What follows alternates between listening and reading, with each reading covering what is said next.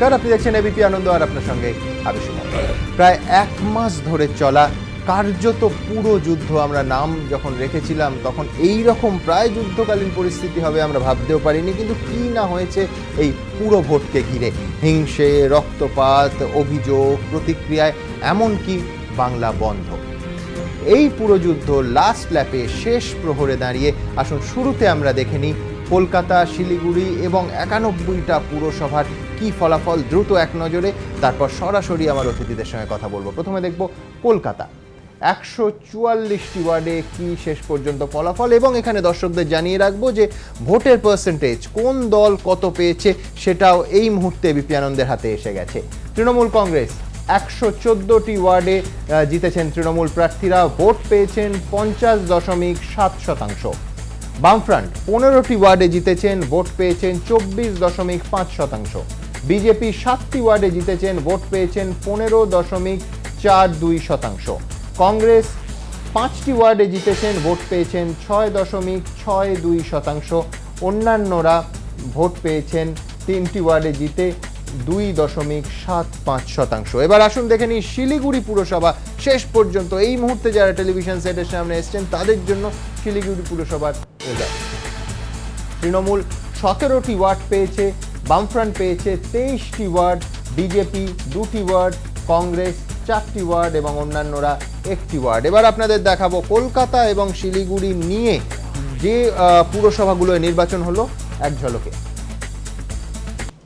তৃণমূল কংগ্রেস 70টিতে জয়ী হয়েছে, বামফ্রন্ট 6টি বোর্ড গঠন করতে পারবে, বিজেপি 0, কংগ্রেস 5, ত্রিশঙ্কু অবস্থায় আছে 11টি। সরাসরি চলে যাব শিলিগুড়িতে। অশোক ভট্টাচার্য মেয়র প্রজেক্ট করে এই বামফ্রন্ট যে বোর্ড গঠনের কাছাকাছি পৌঁছেছিল, সেই অশোক ভট্টাচার্য আমাদের সঙ্গে সরাসরি এই মুহূর্তে যোগ দিয়েছেন। অশোকদা, কি বলবো আপনাকে, শিলিগুড়ি পুরসভার পরবর্তী মেয়র বলবো? না, নিশ্চয়ই আমাদের পার্টিতে ইতিমধ্যেই সিদ্ধান্ত নিয়েছে যে আমাকে মেয়র পদপ্রার্থী হিসেবে সামনে রেখেই এই নির্বাচনে লড়াই করেছি। তো সংখ্যাগরিষ্ঠতা অর্জন করেছি। স্বাভাবিকভাবে সরকার যখন নোটিফিকেশন করবে, মেয়র নির্বাচন হবে, তো আমি প্রার্থী হিসেবে থাকবো, নিশ্চয়ই মেয়র হিসেবেই নির্বাচিত হব। তারপরে পকেটস্থ করেছেন 23টি ওয়ার্ড, একটি 24 হচ্ছে ম্যাজিক ফিগার, একটি কোনো নির্দল বা কংগ্রেস থেকে সমর্থনের কথা হয়েছে আপনার সঙ্গে? না না, সেটা সমর্থন না। এটা বিষয় যেটা হচ্ছে যে মেয়রটা না, এটা রাজ্য সরকারের মতন হয় না বা কেন্দ্রীয় সরকারের মতন হয় না, আর এখানে কোনো আস্থা ভোটও নিতে হয় না। এখানে একটা ইলেকশন হয়, মেয়র ইলেকশন হবে, একটা চেয়ারম্যান ইলেকশন হবে। তো আমাদের 23 জন আমাদের আছে, আর যারা তৃণমূল কংগ্রেসে তাদের 17 জন আছে। তো এখন মানুষের রায়টা হচ্ছে 17 জনের বিরোধী দলে বসার জন্য, আমাদের রায় হচ্ছে বোর্ড গঠন করার জন্য। কিন্তু আমরা সকলের কাছে আবেদন জানিয়েছি যে সহযোগিতা আমরা চাই, যাতে বোর্ড গঠন করে ভালোভাবে আমরা কাজ করতে পারি। এখানে কে কংগ্রেস কে নির্দল এটা আমাদের কাছে বড় নয়, সেই সবারই সমর্থন আমরা চাইছি। আমরা ইতিমধ্যেই কথা হয়েছে নির্দলের সঙ্গে, কিন্তু কোনো দল ভাঙিয়ে যেটা তৃণমূল কংগ্রেস করে থাকে এরকম কোনো কিছু আমরা কখনোই করব না। আর আমাদের বোর্ড গঠনের জন্য এরকম খুব একটা কিছু প্রয়োজনে নেই। তো এটা যথাসময়ে আমাদের 24 ফিগার, এটা অসুবিধা কিছু নেই। এটা আমাদের 24টা আমাদের হয়ে যাবে সময় মতো, কিছু অসুবিধা নেই। বোর্ড আমরা গঠন চলেছি, এটা চূড়ান্ত। অশোকদা, অনেকে ইতিমধ্যে বলতে শুরু করেছেন যে শিলিগুড়ি মডেলটা কি, যে শাসকের সন্ত্রাসের বিরুদ্ধে বিরোধীদের নিয়ে ভোটের দিন যে ভোট লুট করা এইটা ঠেকানো, এইটা আপনার এই জয়তে কোনো লার্জার সিগনিফিকেন্স, কোনো বৃহত্তর যুদ্ধের আমি বলবো পদ্ধতি, এটা কি স্বীকৃত হলো? শিলিগুড়ি মডেলে শিলমোহর পড়বে? না না না, আমি ঠিক এটা শিলিগুড়ি মডেল বলে আমি বলছি না। বিষয়টা হচ্ছে যে আমরা যেটা জোর দিয়েছিলাম, যখন কলকাতাতে যখন ভোট লুট হলো, এর আগে লোকসভাতে ভোট লুট হলো, এর আগে পঞ্চায়েতে ভোট লুট হলো, তো আমরা প্রথম থেকে এটা ঠিক করেছিলাম যে কোনোভাবেই প্রত্যেকটা মানুষ তারা যাতে ভোট দিতে পারে। এবং ভোট দেওয়ার জন্য আমরা অন্যান্য রাজনৈতিক দলের কাছে আমরা বললাম দেখুন আপনি যাকেই ভোট দিন, সেটা আমার কাছে বড় প্রশ্ন না। এটা একটা গণতন্ত্র, আমার ভোট আমি দেব, আমি কাকে ভোট দেবো সেটা আমার ব্যাপার, কিন্তু কোনোভাবেই আমার ভোটের অধিকারকে কেড়ে নিতে দেবো না। যদি কেউ কেড়ে নেয় তাহলে আমরা সবাই মিলে একসঙ্গে রুখবো সেটা। আর যারা বাইরের লোকজন কিছু ওরা জড়ো করেছিল তাদের কাছে আমি একটা কথাই বলেছিলাম, আপনারা শিলিগুড়িতে এসছেন ভালো, ঘুরে যান, হংকং মার্কেটে বাজার টাজার করুন, কিন্তু আপনারা বুথ কেন্দ্রের কাছে যাবেন না। বুথ কেন্দ্রের কাছে গেলে শিলিগুড়ি জনগণের মেজাজটা কিন্তু একটু অন্যরকম আছে, তাতে কিন্তু আমরা সুস্থভাবে ফিরে যেতে পারবেন কিনা শিলিগুড়ির মানুষ কিন্তু এরকম কিছু গ্যারান্টি দিতে পারবে না। এই কথাটা আমরা বলেছিলাম। আরেকটা কথা আমরা বলেছিলাম যে পুলিশ প্রশাসনের দায়িত্ব, আমরা পুলিশ প্রশাসন আশা করছি তারা দায়িত্বপূর্ণ ভূমিকা পালন করবেন এবং প্রত্যেকে যাতে ভোট দিতে পারে তার দায়িত্বটা আপনারা নেবেন, আমরা তার মারামারি করব না। আর আমাদের কর্মীদের কাছে একটা কথা ছিল যে কোনোভাবেই কোনো জায়গাটা ঘটনা ঘটলো, তারপর আমি একটা রাস্তা অবরোধ করলাম, তারপরে আমি একটা বুথের বাইরে গিয়ে সেখানে আমি একটা বন্ধ করলাম বা একটা মিছিল করলাম, আমার সেই মুহূর্তে সেটা দরকার নেই। আমার ফার্স্ট প্রায়োরিটিটা হবে বুথ কেন্দ্রে মানুষের ভোট দানটাকে নিশ্চিত করো, মাটি আঁকড়ে থাকো, যেন কোনো মতেই কোনো ভোটাররা চলে যেতে না হয়। এই যে দেখলাম আমরা বৃষ্টি হলো, প্রচুর ভূমিকম্প হলো, কোনো মানুষ কিন্তু পালিয়ে যায়নি, চলে যায়নি, আমাদের কর্মীরা সেখানে থাকলো। কোন দুই একটা জায়গাতে তারা চেষ্টা করে ওখানকার মেয়েদের ঝাঁটা খেয়ে তাদেরকে ফিরে যেতে হয়েছিল। আর বাকিরা যারা এসেছিল তারা এই মেজাজটা দেখে তারা কিছুক্ষণের মধ্যেই তারা এলাকা ছেড়ে চলে গেছিল। সেই জন্য ভোটটা এত শান্তিপূর্ণভাবে সেখানে হয়েছে। মানুষ তার ভোটের প্রদান করেছে। আমরা জানতাম মানুষ যদি ভোট প্রদান করতে পারে তৃণমূল কংগ্রেসকে হারানোটা সম্ভব, সেটা আমরা হারাতে পেরেছি। অশোকদা, আরেকটা কথা উঠছে যে দলের সঙ্গে একেবারে রাস্তায় নেবে নেতৃত্ব দেয়া, আপনি বা ফরওয়ার্ড ব্লকের উদয়ন গুহ একেবারে সেন্টার স্টেজ নিয়ে নেতৃত্ব দিয়েছেন, মাটিতে নেবে প্রার্থী হয়েছেন। দল ক্রাইসিসে পড়লে নির্বাচন থেকে সরে থাকা নয় বা ঘরে বসে থাকা নয়, আবার মাটি কামড়ে ঝাঁপিয়ে পড়া, কোথাও কি এই পদ্ধতিটাও আরেকটা স্বীকৃতিশীল মোহর পেল আপনার জয়? হ্যাঁ, এইটাই তো পদ্ধতি। আমরা যারা বামপন্থী রাজনীতি করি তাদের তো এটাই পদ্ধতি, জনগণের সঙ্গে থাকা, জনগণের বিপদের সময় তাদের পাশে দাঁড়ানো, পার্টি যারা আমাদের কর্মী তাদেরকে সাহস জোগানো, অন্যায়ের প্রতিবাদ করা, রাস্তায় থাকা, এটাই তো বামপন্থী রাজনীতির মূল কথা। এখন অনেক সময় দেখা যায় যে আমরা হয়তো এটা বলি কিন্তু করার সময় সেভাবে হয়তো আমরা করি না। কিন্তু আমরা গত 3 বছর ধরে ধারাবাহিকভাবে, যেমন চা বাগানের শ্রমিকদের আন্দোলন বলুন, এই যে এসডিডি এর 200 কোটি টাকা দুর্নীতি বলুন, কর্পোরেশনের যে দুর্নীতি, বা আমাদের যারা বোর্ড অফ কাউন্সিলের মধ্যে বিরোধী দলে যারা ছিলেন তারাও একটা ভূমিকা পালন করেছেন, বস্তির মানুষের দাবি দেওয়ার আন্দোলন, মূল্যবৃদ্ধির বিরুদ্ধে আন্দোলন, আবার যেখানে আমাদের কোনো কর্মীরা আক্রান্ত হয়েছেন সাথে সাথেই সেখানে কিন্তু আমরা পৌঁছে গেছি। ধরুন আমাদের পার্টি অফিস থেকে গ্রেপ্তার করে নিয়ে যাওয়া হলো, আমাদের একটা রামঘাট বলে একটা জায়গা আছে 5 নম্বর ওয়ার্ড, সেখানে আমাদের প্রায় 22 জন মহিলা সহ এই মন্ত্রী গৌতম দেবের নির্দেশে তাদেরকে গ্রেপ্তার করে 40 দিন তাদেরকে জেল খাটানো হলো। তো এই সময়তে তাদের পাশে আমরা দাঁড়িয়েছি। তো যেখানে যা কিছু হয়েছে আমরা সাথে সাথে তাদের কাছে আমরা চলে গেছি, মানুষকে আমরা সাহস দিয়েছি। এই যে আমি দাঁড়িয়েছি, আমার দাঁড়ানোটা কেন, আমি কি দাঁড়াতে উৎসাহী ছিলাম না, আমি তো 20 বছর মন্ত্রী ছিলাম। সবাই বললো আমি দাঁড়ালে সবাই একটা সাহস পাবে, একটা মনোবল ফিরে পাবে। এই মানসিক সাহস দেওয়াটা খুব প্রয়োজন যে কোনো নির্বাচনের সময়তে। তো আমি দেখলাম ঠিক আছে, আমি দাঁড়ালে যদি সেই সাহসটা পায় তাহলে আমি দাঁড়াবো। আমি দাঁড়িয়েছি এবং দেখলাম যে প্রচুর মানুষ, আমাদের পার্টির বামপন্থীদের বাইরেও বহু মানুষ তারা আমাদের পাশে দাঁড়িয়েছে। আপনি বলছেন 20 বছর গুরুত্বপূর্ণ মন্ত্রী ছিলেন, গুরুত্বপূর্ণ দফতর সামলেছেন, অনেকে ঠাট্টা করে উত্তরবঙ্গের মুখ্যমন্ত্রীও আপনাকে বলতো, সেখানে আপনি পুরো নির্বাচনে দাঁড়ালেন। দল যদি খারাপ করতো, আপনার ব্যক্তিগত জয় যদি হতো, সেখানেও আপনার রাজনৈতিক ভবিষ্যতে কিন্তু প্রশ্নচিহ্নের মুখে পড়ে যেত। অর্থাৎ রাজনৈতিক দিক থেকেও, ব্যক্তিগত রাজনৈতিক কেরিয়ারের দিক থেকেও আপনি একটা বড় ঝুঁকি নিয়েছিলেন। এবং এই গোটা রাজ্যের যে আবহাওয়া, যে পরিস্থিতি, সেটা তো খুব একটা স্বস্তিদায়ক ছিল না আপনার পক্ষে। এই ঝুঁকিটা নেওয়ার সাহসটা কোত্থেকে পেলেন? না, সেটা দেখুন, ঝুঁকি তো নিতেই হবে। ঝুঁকিটা আমরা নিয়েছিলাম, কিন্তু আমাদের একটা কনফিডেন্স ছিল যে আমরা লাস্ট এই যে 2-3 বছর ধরে যে আন্দোলন সংগ্রামগুলো করছিলাম, যত গত বিধানসভা নির্বাচনে আমি হেরে গেছিলাম আপনারা জানেন তো, কিন্তু আমি হেরে যাওয়ার পরেও আমি দেখেছি যে মানুষের মধ্যে একটা রিপেন্টেশন ছিল, অনুশোচনা ছিল যে অশোক দাকে হারানোটা, অশোক ভট্টাচার্যকে হারানোটা ঠিক হয়নি।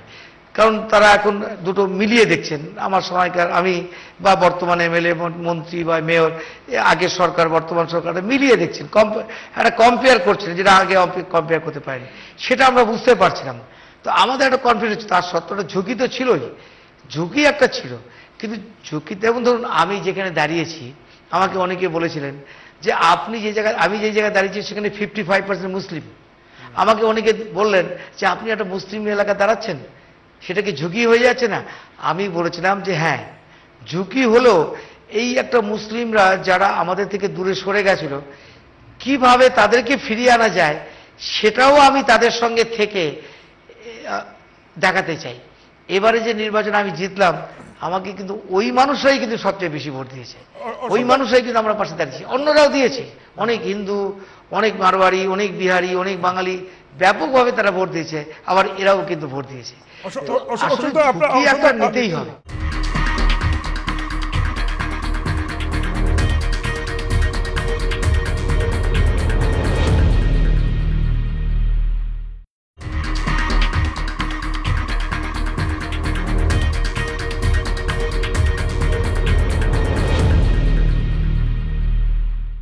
অশোক, আমরা শেষ প্রশ্নে একবার ব্যাক করছি, দেবজ্যোতি বলছি, যেটা সুমন বললো ঝুঁকি নেওয়ার কথা, আমি একটু বিস্তারিতভাবে বলছি যে 2014 সালের লোকসভা ভোটে শিলিগুড়িতে 21টা ওয়ার্ডে এগিয়েছিল বিজেপি, 21টা ওয়ার্ডে। সেখান থেকে বিজেপি এইবার ভোটে নেমে গেল হচ্ছে 2টো ওয়ার্ডে। আর লেফট যারা 2014 সালে 7টা মাত্র ওয়ার্ড পেয়েছিল, তারা বেড়ে এবার কেন হচ্ছে 23। তার মানে মূলত বিজেপি 4টা ওয়ার্ডে, সেখান থেকে আপনারা গেলেন 23। আচ্ছা 23, সেখান থেকে গেলে আপনারা 23। তার মানে মূলত যারা 1 বছর আগে বিজেপিকে ভোট দিয়েছিল, তাদের একটা বড় অংশ কিন্তু লেফটকে এবার ভোট দিল। এটা কি বুঝতে পেরেছিলেন যে আপনি দাঁড়ালে, যেটা সময় জিজ্ঞাসা করছিল, যে আপনি দাঁড়ালে এটা হতে পারে যে অবাঙালি একটা বড় অংশ বিজেপিকে 1 বছর আগে ভোট দিয়েছিল, তারা ব্যাক করবে সিপিএমে?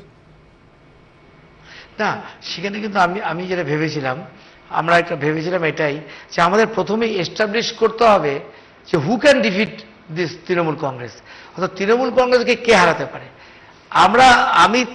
আমি এই জন্যই রাজি হলাম যে আমি থাকলে মানুষের মধ্যে একটা ধারণা হবে অ্যান্টি তৃণমূল কংগ্রেসের ভোটটা 2-3টে জায়গায় ডিভাইড হবে না, একটা জায়গাতে আসবে। তো আমাদের টার্গেট ছিল তৃণমূল বিরোধী ভোটটাকে কনসলিডেট করা ইন ফেভার অফ লেফট। এইটাকে আমরা প্রথম টার্গেট করেছিলাম। আমরা জানতাম যদি তৃণমূল বিরোধী ভোট যদি ডিভাইড না হয়, তাহলে আমাদের জয়টাকে কেউ আটকাতে পারবে না। তো মানুষ প্রথমে এটা বুঝতে পারলো যে তৃণমূলকে হারাতে পারার জন্য আর কোনো রাজনৈতিক দলের দরকার নেই, বামপন্থীরা সেটা পারবে। এইটাকে আমরা প্রথম এস্টাবলিশ করলাম। এটা এস্টাবলিশ করে কিন্তু আমরা একটা ভালো ফল পেলাম। একদম। অশোক দা, আমার শেষ ভোটের 3-4 দিন আগে একটা বিজেপির কিছু কিছু ওয়ার্ডে কিছু কিন্তু প্রভাব বেড়েছিল, যে কারণে আমরা 2-3টে আমাদের এরকম সিটেও আমরা হেরে গেছি। এটা এরকম পরিস্থিতিটা ঠিক 3 দিন আগে এরকম একটা পরিস্থিতির কিন্তু সৃষ্টি হয়েছিল। তার সত্ত্বেও আমি বলবো যে মানুষ চেয়েছিল, শিলিগুড়ির মানুষ আন্তরিকতার সাথে, যে তৃণমূল কংগ্রেসকে হারানোটা ভীষণ প্রয়োজন, শিলিগুড়িকে বাঁচানো। আমরা স্লোগান দিয়েছিলাম, দুর্নীতিগ্রস্ত উন্নয়নে ব্যর্থ তৃণমূল কংগ্রেসকে হটাও, শিলিগুড়ি বাঁচাও। এখানেই আমার আপনার কাছে শেষ প্রশ্ন, যে শিলিগুড়ির মানুষ আপনাকে জিতিয়েছে, আপনি মেয়র হতে চলেছেন শিলিগুড়ি পুরসভার, শিলিগুড়ির মানুষ কি পাবে আপনাদের কাছ থেকে, আপনাদের বোর্ডের কাছ থেকে? রাজনৈতিক প্রশ্ন তো হলো, শিলিগুড়ির মানুষ কি পাবে? সেটাই তো আমরা বলেছি। আমরা দুটো কথা বলেছিলাম, শিলিগুড়ির মানুষ গত 5 বছরে দুর্নীতি দেখেছে, একটা কসমেটিক ডেভেলপমেন্ট দেখেছে, প্রসাধনী উন্নয়ন, বেসিক উন্নয়ন দেখেনি। শিলিগুড়ির মানুষ স্বেচ্ছাচার দেখেছে, অস্বচ্ছতা দেখেছে, এসডিডি এর 200 কোটি টাকা লুট দেখেছে। আমরা বলেছি একটা স্বচ্ছ পুরো বোর্ড দেব, সততার সঙ্গে তারা কাজ করবে, জনগণকে সাথে নিয়ে কাজ করবে, গরিব মানুষের উন্নয়নের দিকে বিশেষভাবে নজর দেবে, গণতান্ত্রিক একটা পরিমণ্ডল এখানে থাকবে, প্রতিহিংসার কোনো রাজনীতি হবে না, সমস্ত দল নির্বিশেষে, মত নির্বিশেষে মানুষকে সাথে নিয়ে কাজ হবে, ওয়ার্ড কমিটির মাধ্যমে কাজ হবে, মা এবং শিশুদের যে জনস্বাস্থ্যের বিষয়টাকে আমরা আবার গুরুত্ব দেব, সামাজিক সুরক্ষার দিকে আমরা আরো গুরুত্ব দেব, বস্তি উন্নয়নের দিকে আমরা গুরুত্ব দেব। এই কথাগুলো আমরা বলেছি, এই কাজগুলো আমরা বেসিক কাজের উপর আমরা জোর দেবো, আমরা কোনো কসমেটিক প্রসাধনী উন্নয়ন নয়, এটা আমরা বলেছি।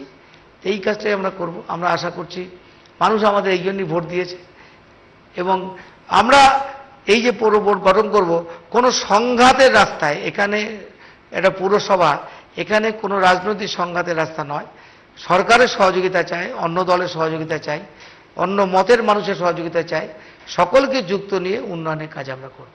অশোকদা, অনেক ধন্যবাদ আপনাকে, এবং অবশ্যই আরেকবার অভিনন্দন জানাবো আপনার নির্বাচনী সাফল্যের জন্য। আমরা দ্রুত একবার দেখব যে বামপন্থীদের সাফল্য সেখানে এলো যেখানে নেতারা রাস্তায় নেবে, ময়দানে নেবে লড়াইটা করলেন। অশোক ভট্টাচার্য হতে পারেন কিংবা ফরওয়ার্ড ব্লকের উদয়ন গুহ। দেখুন কতটা পথ হাঁটলে তবে ভোটে জেতা যায় বলতে পারবেন বামফ্রন্টের দুই নেতা অশোক ভট্টাচার্য ও উদয়ন গুহ।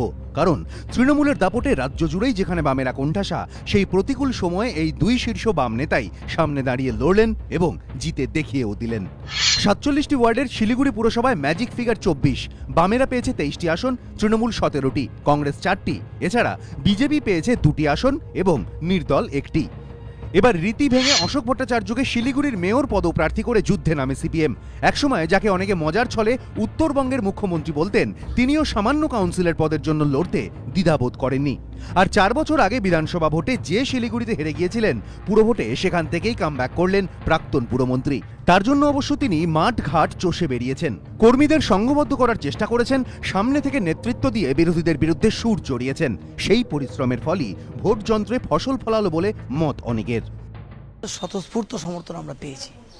তার কারণটা হচ্ছে এই তৃণমূল কংগ্রেস দলের অধ্যত্ত গুন্ডামি, গণতন্ত্র হরণ করা, দুর্নীতি, এটা শিলিগুড়ি মানুষ পছন্দ করে নাই।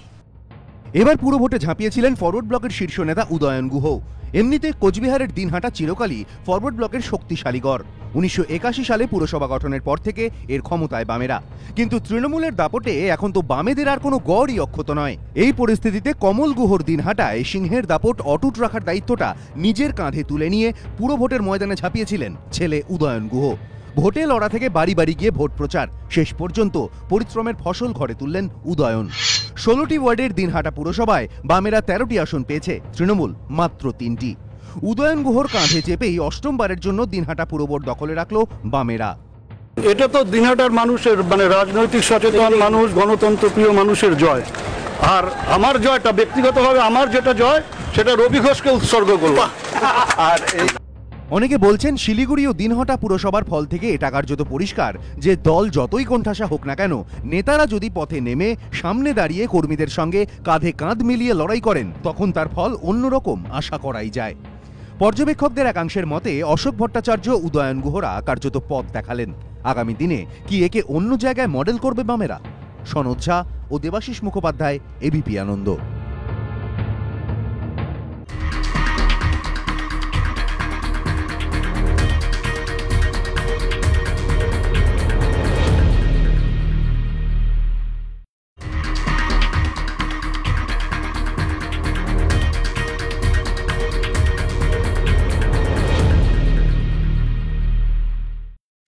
দেবনারায়ণবাবু, আপনাকে অভিনন্দন। পাটিগণিত এবং অঙ্ক যদি শেষ কথা বলে, নিঃসন্দেহে তৃণমূল কংগ্রেসের বিপুল জয়, ১১৪টা কলকাতার ওয়ার্ডে জয়ী হয়েছেন, কিন্তু বিরোধীরা এখনো রিগিং এর কথা বলছে, সন্ত্রাসের কথা বলছে। অশোকবাবু আর উদয়নবাবুকে অভিনন্দন।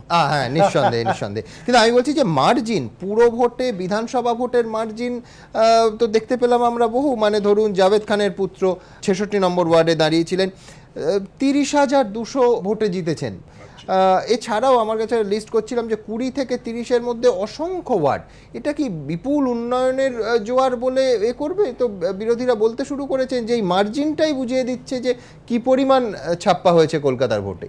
না না, যদি আপনারা আপনাদের ব্যাখ্যায় বলেন ছাপ্পা হয়েছে, না, আমি ফিগারটা বলছি, ৩০,২০০।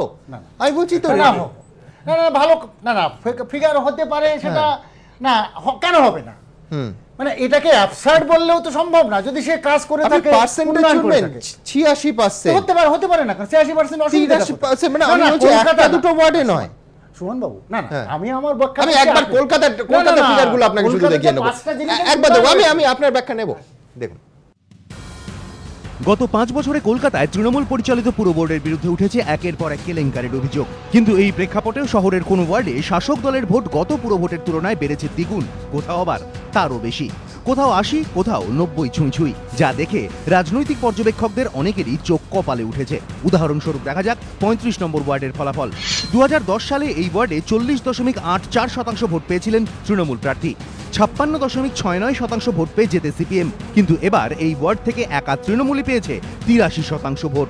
2010 সালে 54 নম্বর ওয়ার্ডে তৃণমূল পেয়েছিল 53.54% ভোট, কিন্তু এবার অঙ্কটা পৌঁছেছে 86.61%। 62 নম্বর ওয়ার্ডেও গতবার তৃণমূলের ঝুলিতে এসেছিল 55.19% ভোট, কিন্তু এবার সেই ভোটের হার গিয়ে ঠেকেছে 81.45%। এছাড়া কলকাতা পুরসভার বহু ওয়ার্ডেই তৃণমূলের প্রাপ্ত ভোটের হার 70%-এর ওপরে। 34 নম্বর ওয়ার্ডে শুধু তৃণমূলের ঝুলিতে গিয়েছে 82% ভোট। 66 নম্বর ওয়ার্ডে তৃণমূলের প্রাপ্ত ভোটের হার 70%। 31 নম্বর ওয়ার্ডে তৃণমূল পেয়েছে 67.20% ভোট। 4 নম্বর ওয়ার্ডে তৃণমূলের ঝুলিতে গিয়েছে 72.2% ভোট। 11 নম্বর ওয়ার্ডেও তৃণমূল পেয়েছে 79.78% ভোট। তৃণমূলের ভোটের হারে অস্বাভাবিক বৃদ্ধি, বিরোধীরা বাঁকা চোখে দেখলেও তৃণমূল নেত্রী এতে বেজায় খুশি। ধন্যবাদ ও নমস্কার জানাচ্ছি সকলকে এই সমর্থনের জন্য। যদিও মমতা বন্দ্যোপাধ্যায় এই ফলাফলকে গণতন্ত্রের জয় আখ্যা দিলেও বিরোধীদের দাবি তৃণমূলের 80 কিংবা 90 ছুঁই ভোট শতাংশ থেকেই প্রমাণ কিভাবে ছাপ্পা ভোট পড়েছে। जो चुनाव रिग्ड होते हैं और जिसके अंदर बॉम्ब के गोले फेंके जाते हैं, जहां पे बुलेट्स फायर होती हैं, तो उसके लिए उस पर एनालिसिस नहीं की जा सकती। ভোটের দিন একেবারে ব্যাপক সন্ত্রাস হয়েছে, এটা সঠিক প্রতিফলন হয়নি, জনগণের রায়ের সঠিক প্রতিফলন হয়নি। রাজনৈতিক পর্যবেক্ষকদের একাংশের বক্তব্য, একসময় কেশপুর গড়বেতায় দেখা যেত তৎকালীন শাসক দল সিপিএম 80 থেকে 90% ভোট পেয়েছে, বিরোধীরা কার্যত শূন্য। তখন মমতা বন্দ্যোপাধ্যায় বলতেন ভোট নয় প্রহসন। আর আজ কলকাতার একাধিক ওয়ার্ডে যখন তার দলের ঝুলিতে সেই 80 থেকে 90% ভোট, তখন সেই মমতা বন্দ্যোপাধ্যায় বলছেন গণতন্ত্রের জয়। একমাত্র গণতন্ত্রই জানে কার জিত কার হার। কটাক্ষ পর্যবেক্ষকদের। এবিপি আনন্দ। আচ্ছা সুমন বাবু, আমি বলছি, আচ্ছা মমতা ব্যানার্জির ওয়ার্ডে ভবানীপুর 70 এবং 77 মানে তার মধ্যে দুটো টিকলো রিগিং হয়েছে। আর যে লোক জিতেছে সচ্চিদানন্দ বন্দ্যোপাধ্যায় হেরেছেন, না অসীম বাবু জিতেছেন সেখানে। আর একটা হচ্ছে শামীম রেহান খান, যিনি সিপিএম। আমি বলছি না আরেকটা কথা, প্রকাশ উপাধ্যায় সেটাই তো বিরোধীদের প্রশ্ন যে মাত্র কংগ্রেসে ছিল, বাকিগুলো এত করে 114, তারপরে এটাই তো সকালে বলছিলেন ওনারা যে এত করে 114। নিশ্চয়ই এটা তো ভালো কথা। তার মানে কি এটাকে যদি 5-7টা ওয়ার্ড বা 8টা ওয়ার্ড যদি পুরো ভোটের ফিগার দেখেন 70 72 হয়, সেটাকে যদি বলেন এটা রিগিং হয়েছে, আমি বলি সেটাকে যদি রিগিং হয় তাহলে এটাকে একেবারে সিম্পলিফাই করে, না আমি বলবো না, কারণ নিশ্চয়ই বলবো, কারণ এটাকে যদি মনে করেন মমতা ব্যানার্জি দুটো হেরেছে, তাহলে মমতা যদি রিগিং করেন তাহলে নিশ্চয়ই সবগুলোকে রিগিং করতে পারতেন। এই সবগুলোকে অতিশয়করণ বিরোধীরা করতে পারে নিশ্চয়। না এটা আপনারা বিরোধীরা যদি বলে, আমি আপনাকে একটা ফিগার বলি। নর্থ 24 পরগনা টোটাল ওয়ার্ডের সংখ্যা হচ্ছে 587। টোটাল ওয়ার্ডের সংখ্যা হচ্ছে 586। তার মধ্যে এই টোটাল ওয়ার্ড যাতে টিএমসি কে দেখা যাচ্ছে, টিএমসি জিতেছে 480টা, অর্থাৎ 82%। 586টার মধ্যে 480টা জিতেছে টিএমসি, 82%। বলবে একটা ডিস্ট্রিক্ট, পরের ডিস্ট্রিক্ট আসুন ইস্ট মেদিনীপুর, 55টা ওয়ার্ডে ভোট হয়েছে, 46টা জিতেছে তৃণমূল, পার্সেন্ট হচ্ছে 83.63%। নদিয়া 151 মনে করেন মমতা ব্যানার্জি 4 বছরে কিছু করেনি, প্রত্যেকটা বছরে 3 গুণ উন্নয়ন হয়েছে। আমি একটু দ্রুত জেলার ফিগারগুলো বলবেন, কাজ করেছে জেলার ফিগারগুলো একটু দেখি। শহর থেকে জেলা পুরো ভোট ঘিরে সর্বত্রই দেদার ছাপ্পা ভোট এবং সন্ত্রাসের অভিযোগ উঠেছে তৃণমূলের বিরুদ্ধে। রাজনৈতিক পর্যবেক্ষকদের একাংশের দাবি, শাসক দল মুখে যতই অস্বীকার করুক, বিরোধীদের অভিযোগ যে একেবারে সারবত্তাহীন নয় তা কার্যত স্পষ্ট হয়ে গেল পুরভোটের ফলে। কারণ 91টির মধ্যে বহু পুরসভাতেই গত পুরভোটের তুলনায় তৃণমূলের ভোট বেড়েছে অস্বাভাবিক হারে। যেমন নদিয়া, গত পুরভোটে এই জেলার 151টি ওয়ার্ডের মধ্যে তৃণমূল জিতেছিল মাত্র 56টিতে, কিন্তু এবার এই জেলায় তৃণমূলের প্রাপ্ত আসনের সংখ্যা 1 লাফে পৌঁছেছে 133-এ। অর্থাৎ মোট আসনের নিরিখে তৃণমূলের প্রাপ্ত আসনের হার 44.37 থেকে বেড়ে 1 লাফে হয়েছে 83.63%। অনুব্রত মনিরুলের বীরভূমে তো তৃণমূলের প্রাপ্ত আসনের সংখ্যাটা আরও চমকপ্রদ।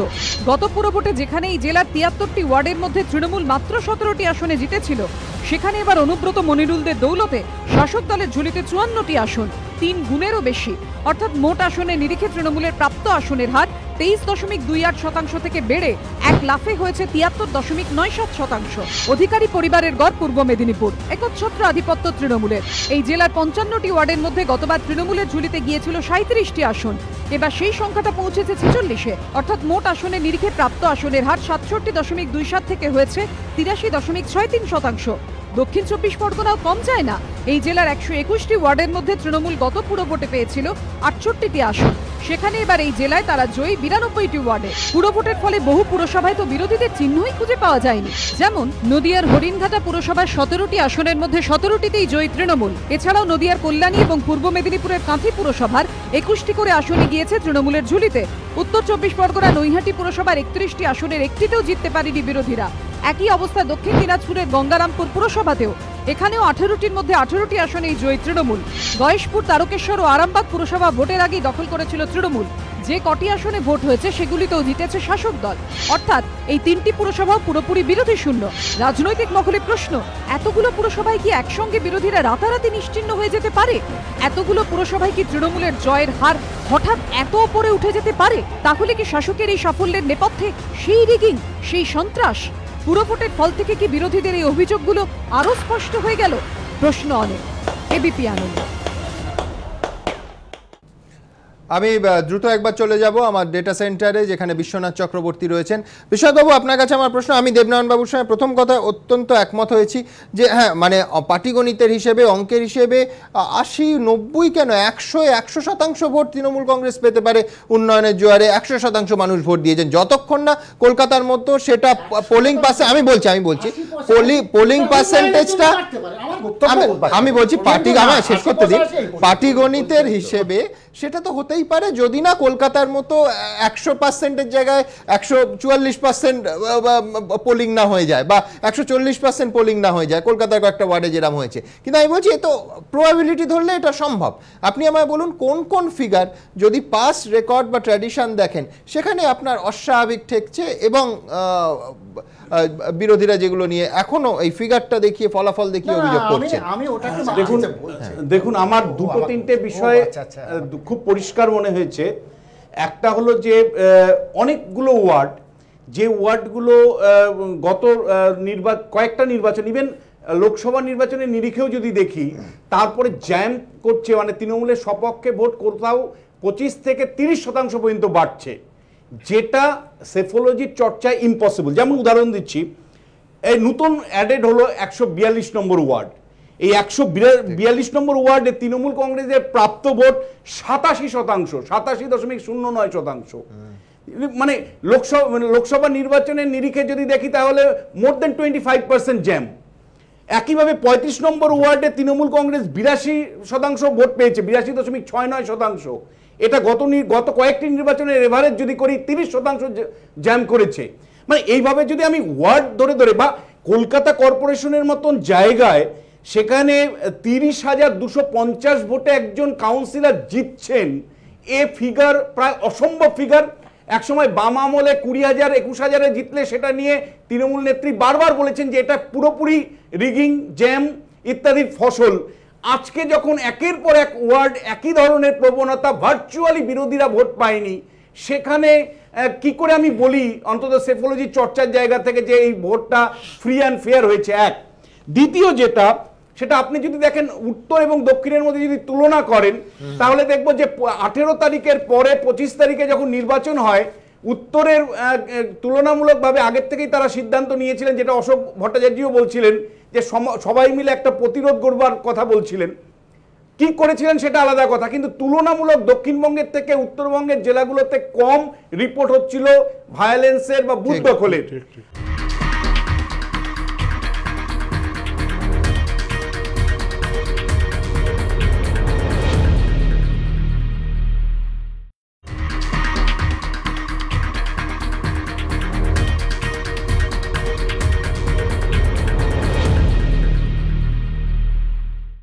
আপনি লক্ষ্য করে দেখেন উত্তরের জেলাগুলোতে কিন্তু 60%-এর মতো মানে তৃণমূল অনেক জায়গায় জিতেছে। জলপাইগুড়ি 2টো পুরসভা জিতেছে, কোচবিহারের 4টের মধ্যে 3টে পুরসভা জিতেছে, মালদায় 2টো পুরসভা জিতেছে, কিন্তু তৃণমূল কোথাও ওয়ার্ডের ভিত্তিতে 60%-এর বেশি ওয়ার্ড পায়নি। অন্যদিকে আপনি দক্ষিণবঙ্গে দেখুন প্রায় ভার্চুয়ালি বিরোধী শূন্য করে কোথাও 88% ওয়ার্ড পেয়েছে, কোথাও 80% ওয়ার্ড পেয়েছে। মানে যেটা বিরোধীদের তরফ থেকে বলা হচ্ছিল সে যে বুথ জ্যাম ছাপ্পার অভিযোগ, তা কিন্তু স্পষ্ট দক্ষিণবঙ্গের এবং কলকাতাকে যদি বলি তাহলে বলবো যে এই বুথ জ্যাম বা রিগিং এর যে অভিযোগ সেটার এপিসেন্টার একেবারে কলকাতা। কারণ কলকাতার মহানগরে এক একটা ওয়ার্ডে 80% 85% ভোট পাওয়া যে কোনো দলের পক্ষে প্রায় অসম্ভব। কারণ নাগরিক জীবনে আমরা জানি মধ্যবিত্তের মধ্যে একটা ডিসেন্ট থাকে, অনেকেই রাষ্ট্রের উপর নির্ভর নয়, কর্পোরেশনের উপর নির্ভর নেই, ফলে তাদের পক্ষে একতরফাভাবে ভোট দেওয়া প্রায় অসম্ভব একটা চরিত্র, যেটা সেফোলজির চর্চা দিয়ে কখনোই ব্যাখ্যা করা যায়। ঠিক, আমি আবার আপনার কাছে আসবো। আমি দ্রুত একবার দেখে নেবো অ্যাডেড এরিয়ার কথা বিশ্বনাথ বাবু বলছেন। অ্যাডেড এরিয়ার ফিগারগুলো ঠিক কিরকম? কলকাতা চিরদিনই তৃণমূলের শক্ত ঘাঁটি। দক্ষিণে কলকাতার যেখানে বহর বেড়েছে সেখানেও ভোট বেড়েছে তৃণমূলের। বেহালা এবারও তৃণমূলের। 116 থেকে 132 নম্বর কলকাতা পুরসভার এই 17টি ওয়ার্ড পড়ে বেহালা এলাকায়। এর মধ্যে 127 ও 128 মাত্র এই দুটি ওয়ার্ড পেয়েছে বিরোধীরা। বেহালায় বাকি 15টি ওয়ার্ডেই জিতেছেন তৃণমূলের প্রার্থীরা, অর্থাৎ বেহালায় তৃণমূলের সাফল্যের হার 88%। বেহালার এই বিস্তীর্ণ এলাকাকে একদিন কলকাতা পুর এলাকার অন্তর্ভুক্ত করেছিল বাম পরিচালিত পুর বোর্ড। অনেকে তখন বলেছিলেন ভোট ব্যাংকের দিকে তাকিয়েই এই সিদ্ধান্ত। সেই বেহালাই এখন তৃণমূলের। আর তাৎপর্যপূর্ণভাবে বেহালা থেকে পরপর দুবার মেয়র পেতে চলেছে কলকাতা পুরসভা। 2012 সালে তৃণমূলের আমলে কলকাতা পুরসভা বহরে আরেকটু বাড়ে। জোকা 1 ও 2 নম্বর গ্রাম পঞ্চায়েতের বিস্তীর্ণ এলাকা কলকাতা পুরসভার অন্তর্ভুক্ত করা হয়। ওয়ার্ড সংখ্যা 141 থেকে বেড়ে হয় 144। এই নতুন 3টি ওয়ার্ড অর্থাৎ 142, 143 ও 144-এ জয়ী হয়েছেন তৃণমূল প্রার্থীরা। এবিপি আনন্দ। পাটিগণিতের হিসেবে দেবনাথ বাবু বলছেন হতেই পারে। আমি উন্নয়ন বলেছি, পাটিগণিত প্রোভাইডেড উন্নয়নে ক্রমশ জনপ্রিয়তা বেড়েছে। দেবনাথ বাবু থাকলে অন্যদের কথা বলার দরকার হয় না, বলতেও দেন না। এটা নতুন ওনার রোগ হয়েছে, আগে ছিলেন না এরকম। বলুন। দেবনাথ বাবুর কথাই বলছি, উনি শুনে একটুখানি বিচার করবেন। উনি অধ্যাপক ছিলেন, যুক্তি নিশ্চয়ই এখনো সব মরে যায়নি তৃণমূলের চাপে। যদি এটাই হয় যে 70 নম্বর ওয়ার্ড বিজেপি কেন জিতলো সেটাই প্রমাণ করে যে ইলেকশন ফ্রি অ্যান্ড ফেয়ার হয়েছে, তাহলে মনে করিয়ে দিই যে সময় মমতা ব্যানার্জি জিতেছেন সেই সময়ই সিপিএমের অনিল বোস বা নন্দরানী দলের কথা উঠেছে। তখন তাহলে বলেননি কেন আমি যেহেতু জিতেছি সেহেতু ওই ইলেকশনগুলো ভ্যালিড? একই যুক্তিতে তাহলে মমতা ব্যানার্জি সেই সময় আজকে ক্ষমা চেয়ে নিতে হবে, বলতে হবে ওই যে অ্যালিগেশনগুলো করেছিলাম যে সিপিএম এর রিগিং এর অ্যালিগেশন যে এত ভোটে জিততে পারে না, বারবার শুনেছি আমরা, তাহলে সেই একই কথা দেবনাথ বাবুকেও মেনে নিতে হবে, মমতা ব্যানার্জিকে মেনে নিতে হবে। সেই সময়কার অভিযোগগুলো ভুল ছিল, কারণ সেই সময় তো মমতা ব্যানার্জিও জিতেছেন। তাহলে একই যুক্তিতে আর হয় না।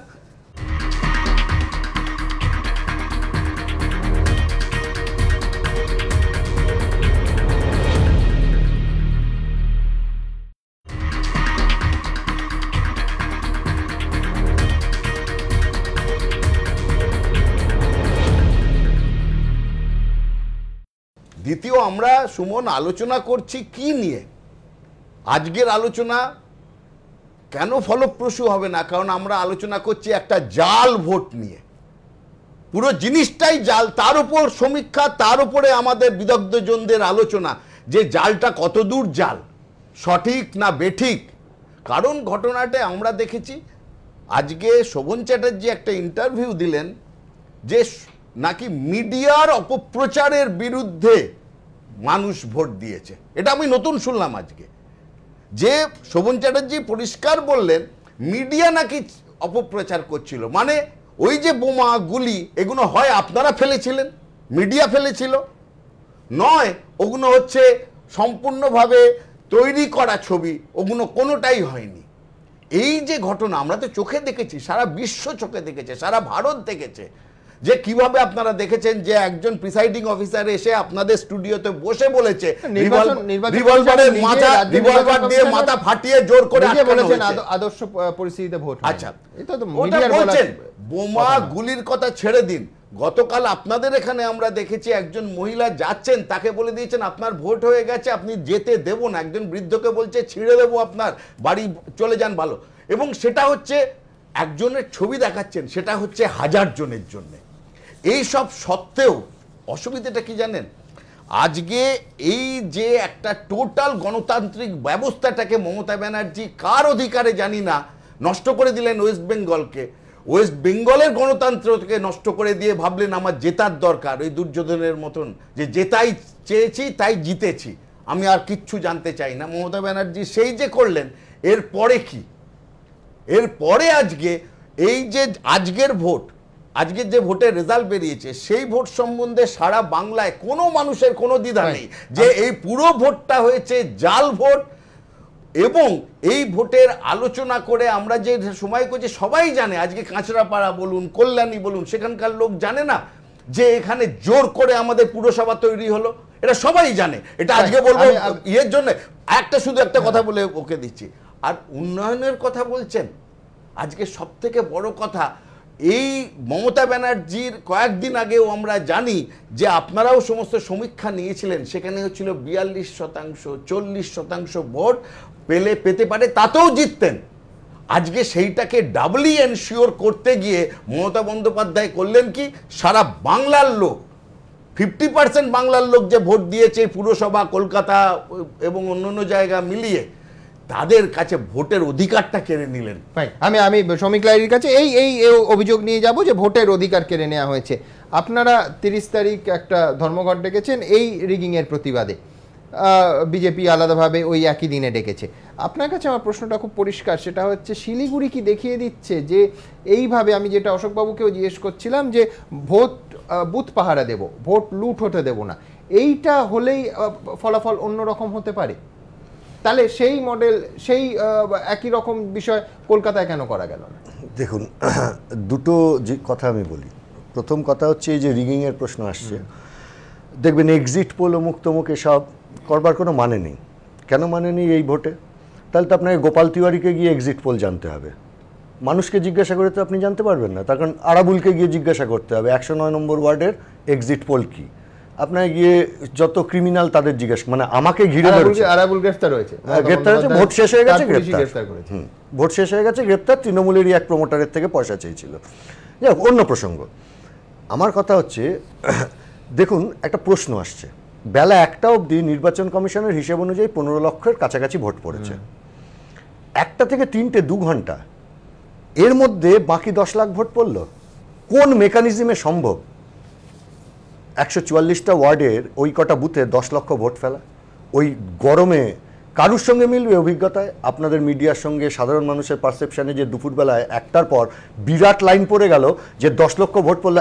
শ্রমিকবাবু, কমিশনারই তো বলছেন যে 2টো থেকে 2:30-এর পর অধিকাংশ যারা প্রিসাইডিং অফিসার ছিলেন তারা ডেটা পাঠান, 2টোর পর থেকে আসেনি। দুটো, আচ্ছা, তাহলে একাধিকবার প্রেস কনফারেন্স করে উনি বলেছেন। তাহলে 1টা অবধি 15 লাখ ভোট, তাহলে মোট 62টা 68 হয়ে গেল, 25 লাখ মোট ভোট পড়েছে। পুরো ভোটটাই, আমার কথা হচ্ছে 25 লাখ ভোট পড়েছে। 15 লাখ ফার্স্ট হাফে পড়লে তাহলে 2 ঘন্টায় 10 লাখ ভোট পড়েছে। সুশান্ত রঞ্জন উপাধ্যায়ের মতো সুবোধ মানুষ, মানে অনুগত মানুষ, উনি বলছেন খুব ভালো ভোট হয়েছে। আর যে কোট আনকোট বলেছেন যে সমস্ত স্বীকৃত রাজনৈতিক দল আমার পদত্যাগ দাবি করেছে, ভেবে দেখবো কি করা যায়। আচ্ছা, সেটা নিশ্চয়ই খুব ভালো ভোট হলে উনি ভাবলে অন্য কথা। না, দ্বিতীয়ত আমার ভালো ভোট হলে কেটে বলে, আমি শুনে নি কি বলেছেন। ভোট ঘিরে এত সন্ত্রাস, সিভিক পোল ঘিরে এত সন্ত্রাস দেখেনি। আপনার সময় হলো, আপনি সেই চেয়ারে বসে থাকবেন, ইতিহাসের পাতায় আপনার জায়গাটা কোথায় থাকবে? এ তো সমস্ত স্বীকৃত রাজনৈতিক দলরা আমার পদত্যাগ দাবি করেছেন, এটা আমি ভেবে দেখবো কি করা যায়। এখন ফলে এই প্রশ্নের উত্তর কে দেবে? দ্বিতীয়ত আমার কথা হচ্ছে, হঠাৎ ওই যে আপনি বললেন 62টা 68 হয়ে গেলে, এর মানে প্রায় 2.5 লক্ষ ভোটের কোনো হিসেব নেই, কোনো হিসেব নেই 2.5 লক্ষ ভোটের। এর জবাব কে দেবে? যেমন ধরুন যেসব জায়গায় তৃণমূল লোকসভা নির্বাচনে পিছিয়ে ছিল, অথবা তৃণমূলের ঘাড়ে বিরোধীরা নিঃশ্বাস ফেলেছে, আমি পরপর ওয়ার্ড ধরে ধরে আপনাকে বলে দিতে পারি। যেমন ধরুন রূপা বাগচির ওয়ার্ড হোক, সুধাংশু শীলের ওয়ার্ড হোক, 101 নম্বর ওয়ার্ড হোক, 9 নম্বর ওয়ার্ড হোক, 110 নম্বর ওয়ার্ড হোক, এরকম আমি দেবনারায়ণ পাল্টা যুক্তিটাও দিই যে সেই ভবানীপুরে যেটা মুখ্যমন্ত্রী আমি শুনেছি দুটো ওয়ার্ডে পিছিয়ে মানে ইনফ্যাক্ট হেরে গেলেন। আমি বলছি এই যতগুলো জায়গাতে ঘাড়ে নিঃশ্বাস। সুমনের প্রশ্নটা ছিল যেভাবে অশোকবাবু বললেন এক্ষুনি যে বহিরাগতকে আমরা কিভাবে চ্যালেঞ্জ করেছিলাম, আসবো যে শিলিগুড়ির বুথ অব্দি তোমরা যাওয়ার চেষ্টা করেছো। একটা কথা বলে দিই, সেইটার কনক্লুশনটা আমি এক কথাই বলে দিই, আমি শেষ না করলে কনক্লুশন হবে কি করে? পুরোটাই জাল ভোট। আচ্ছা এবার এটা তো বলতে হবে। যতগুলো জায়গায় বিরোধীরা ঘাড়ে নিঃশ্বাস ফেলেছে, দেখুন সেই সব ওয়ার্ডে আপনি ওই যে পোলিং পার্সেন্টেজগুলো বলে যাচ্ছেন, এই পোলিং পার্সেন্টেজের বেশিরভাগটা হচ্ছে বিরোধীরা ঘাড়ে নিঃশ্বাস ফেলেছে। যেমন ধরুন 101 নম্বর ওয়ার্ড, 101 নম্বর ওয়ার্ডে লোকসভাতে জিতছে সিপিআইএম, 109 নম্বরে জিতছে, 110 নম্বরে জিতছে, রূপার ওয়ার্ডে জিতছে, সুধাংশুদার ওয়ার্ডে জিতছে, এরকম পরপর বলে যেতে পারি। এই সব জায়গাতে ঠিক উল্টো ভোট হচ্ছে, এবং এই সব জায়গাতে দেখবেন একটা পর্যন্ত একটা ভোটের হার, আর একটার পর একটা বিরাট অংশের ভোট পড়েছে। কার্যত ভোটের নামে প্রহসন হয়েছে। দুটো আচ্ছা, আপনি ভোটও দিতে দেবেন না, কথা বলতে দেবেন না, কিছু তো করতে দিন, আপনি চুপ করুন। না পরে বলবেন না, এখন সময় আপনি তো সবই দখল করবেন। না পাবো না। দ্বিতীয়ত আমার যেটা কথা, বিপজ্জনক ঝোঁকটা কি জানেন তো, এই যে ক্রিমিনালদের দিয়ে ভোট করালো, কিরম ক্রিমিনালদের দিয়ে ভোট করছে জানেন? আমায় ঘিরে ধরেছে, একটা লোক আমায় চিনতে পারেনি, তার মানে ওগুলো তৃণমূলই নয়, মানে ওগুলো একটা পলিটিক্যাল এলিমেন্ট নয়, সবকটা ক্রিমিনাল, সেই জন্য আমাকে চিনতে পারেনি। এই লোক দিয়ে ভোট করেছে। প্রবলেম কি, আজকে এদের দিয়ে ভোট করালো তো কালকেও নিজে ভোটে দাঁড়াতে চাইবে। ওই যে গোপাল পাঠার উদাহরণ আছে না অতীতে 50-এর দশকে, ওকে দিয়ে প্রথমবার ভোটে মোহাম্মদ ইসরায়েলকে হারানো হয়েছিল, বামপন্থী ক্যান্ডিডেট, তারপর ও নিজে নেতা হতে চেয়েছিল। এরা প্রত্যেকে এখন তৃণমূল পার্টিটা দখল নেবে, এবং তৃণমূল পার্টির মধ্যে কোনো যদি গণতান্ত্রিক লোক থাকে সেই লোকদের কোনো স্থান হবে না। এই গোটা পশ্চিমবাংলায় যে ক্রিমিনালাইজেশন অফ পলিটিক্স, এই ক্রিমিনালাইজেশন অফ পলিটিক্সকে অফিসিয়াল সিলমোহর মারা হলো, এটার হচ্ছে ফার রিচিং এফেক্ট। আর যে প্রশ্নটা দিয়ে আপনি শুরু করলেন, এই প্রশ্নটা হচ্ছে খুব সিগনিফিক্যান্ট প্রশ্ন। শিলিগুড়িতে আমরা এই প্রশ্নের খুব ভালো সাফল্য ওখানে পাওয়া, মানে তৃণমূলের দেবনারায়ণ বাবু বলতেই পারেন যে কলকাতায় তৃণমূল জিতলে জাল আর শিলিগুড়িতে জাল নয়। আমি বলছি তার মধ্যে হয়েছে আটকাতে পেরেছে, যেমন বলছি আটকাতে পেরেছে। এই যে 371টা ওয়ার্ড, 2090টা মোট ওয়ার্ড, এই যে দেবজ্যোতি বলবার সময় হিসেব দিচ্ছিলেন, 371টা ওয়ার্ড বামফ্রন্ট এর মধ্যে এই পরিস্থিতিতেও জিতেছে। যেমন আমি জানি মহেশতলাতে ভোট হচ্ছে, 6টা বুথে জিতছে বামপন্থী ক্যান্ডিডেট, 2টো বুথে গিয়ে হারছে, মানে আপনি ভাবতে পারবেন না কার্যত বামপন্থীরা কোনো ভোট পায়নি। অর্থাৎ 2টো বুথ প্ল্যান করে 6টা বুথ তো রেজিস্ট করেছে। অসংখ্য জায়গায় বিরোধীরা রেজিস্ট করেছে বলে দেখবেন একটা যৌথ প্রতিরোধ আমি সর্দার আমজাদ আলীর কাছে যাব। এক হচ্ছে ভোট নিয়ে আপনার এবং আপনার দলের, এবং 2 হচ্ছে এইবার ভোটে যে ফলাফল আমাদের সামনে এলো, কংগ্রেসের ফলাফল। কংগ্রেসের ফলাফল সম্পর্কে আমরা যতটা আশান্বিত ছিলাম নিঃসন্দেহে ততটা হয়নি। তবে এটাও ঠিক কথা, আমি নিশ্চয়ই স্বীকার করব যে এমন আশা আমাদের ছিল না যে আমরা একটা ভয়ঙ্কর কিছু রেজাল্ট করব। কিন্তু এখানে একটা এই যে ভোটের শতাংশের হিসেব হচ্ছে সুমন, আমজাদা এখানে আমার একটা প্রশ্ন থাকবে, সেটা হচ্ছে 3টে পুরসভা এখনো আপনারা সম্ভবত, মানে আমার ফিগার দেখে যা মনে হচ্ছে, বামেদের সমর্থনে তৈরি করতে চলেছেন, ধুলিয়ান, বেলডাঙ্গা এবং খড়গপুর। সেখানে আপনার এই 5 ফিগার কিন্তু বেড়ে 8 হতে পারে, এবং সেই 8 ফিগারটা এই মুহূর্তে যে ফলাফলের প্রেক্ষিত তাতে খুব খারাপ নয়, আপনি এটা মানবেন নিশ্চয়ই। ধুলিয়ানের কথা যেমন বলি, ধুলিয়ানাতে 7 নম্বর এবং 11 নম্বর ওয়ার্ড, এই দুটো ওয়ার্ডে আমাদের যারা প্রার্থী ছিল অত্যন্ত অন্যায়ভাবে তাদের নমিনেশন পেপার ক্যান্সেল করা হয়েছে। কলকাতা হাইকোর্ট ইনজাঙ্ক্ট করেছে, সেটাতে অর্ডার আছে যে সমস্তটাই নির্ভর করবে হাইকোর্টে যে মামলা আছে তার উপরেতে। এই একটা। দ্বিতীয় কথা হচ্ছে যে আর দুটো মিউনিসিপ্যালিটির যে অবস্থা, যেমন একটা কাটোয়ার একটা অবস্থা আছে, কাটোয়াতে 10 এবং 10 এই অবস্থায় আছে। সেখানে যে কি করবে সেটাকে বলা যায় না, তবে একটা আবার এমন হতে পারে যে উন্নয়নের স্রোতে ভেসে হয়তো অনেকে যাবে, সেই উন্নয়নের স্রোতটা অন্যরকম হতে পারে। কিন্তু সুমন একটা কথা এখানে যেটা উঠছে যেমন শিলিগুড়ির কথা, শিলিগুড়িতে কিন্তু তাত্ত্বিকভাবে কোনো রকম ঐক্যবদ্ধতা না এলেও একটা জায়গায় কনসেনসাস তৈরি হয়েছিল যে ভোট মানুষ তার ভোট দিতে হবে, লুট করতে দেওয়া হবে না।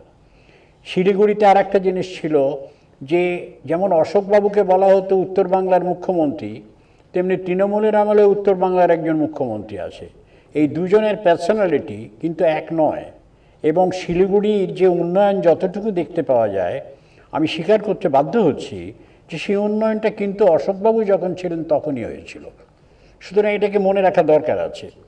অর্থাৎ সেখানকার যে নির্বাচনের পদ্ধতি বিরোধী দলেরা করেছিল, তাতে তৃণমূল ক্ষমতায় থাকলেও সেটাকে কিছু করতে পারেনি, যদিও মুখ্যমন্ত্রী বলেছিলেন শিলিগুড়ি আমার চাই।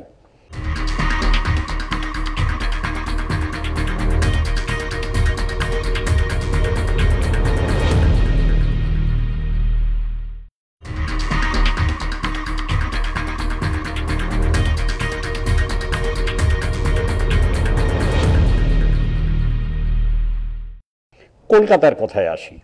কলকাতায় আমরা কি দেখতে পাচ্ছি যে কলকাতায় সর্বসাকুল্যে তৃণমূল কংগ্রেস কমেছে 8 থেকে 5 হয়েছে। না, সারা পশ্চিমবাংলায় তো তৃণমূলের হচ্ছে 70, আগে ছিল 56, পর তারপর কেনাকাটা করে সেটাকে নিয়ে যাওয়া হয়েছিল 73-এ, এখন হয়েছে 70। এই 4 বছরের হিসেবটা আমরা একটু দেখি। আমি ক্ষমতায় আছি, উন্নয়নের ভীষণ উজান চলেছে, সরকারি অর্থের দরাজ বিতরণ হয়েছে, বামেদের রক্তক্ষরণ হয়েছে, কংগ্রেস ডেসিমেশনে গেছে। এই অবস্থার পরে উন্নয়ন এই সব কিছু মিলিয়ে 73 তো 70-এ এসে দাঁড়িয়েছে। তাহলে এর জন্যে যে ব্যবস্থা এবং তারপর যে ধরনের ভোট হয়েছে, সেই ভোটগুলো আমরা প্রথম থেকে আমি এই চ্যানেলে বসে আমি বলেছিলাম যে কলকাতা শহরের ভোট, উত্তর কলকাতা 1 থেকে 16 নম্বর পর্যন্ত সেখানে অন্য কোনো দলকে দাঁড়াতে দেওয়া হবে না। ঘটনা তাই ঘটেছে। যেমন একেবারে দক্ষিণ কলকাতার 144 থেকে 109 নম্বর ভোট কান্তিবাবু মার খেয়েছেন, সেখানে অন্য বামফ্রন্টের অন্য নেতারা মার খেয়েছেন, ভোট করতে দেওয়া হবে না, এই কথা বলা হয়েছিল। আমি বলেছিলাম এই কথা, ঘটনাটা ঠিক তাই ঘটেছে। মধ্য কলকাতার বিভিন্ন জায়গাতে যেখানে দেখা হচ্ছে, যেমন সচ্চিদানন্দ তিনি হেরে গেছেন, উনি বোধহয় চেয়ারম্যান না কি ছিলেন, চেয়ারম্যান ছিলেন, হেরে গেছে কলকাতার ফরজানা আলম যিনি ডেপুটি মেয়র, সুব্রত মুখার্জি বোন, তিনি হেরে গেছেন।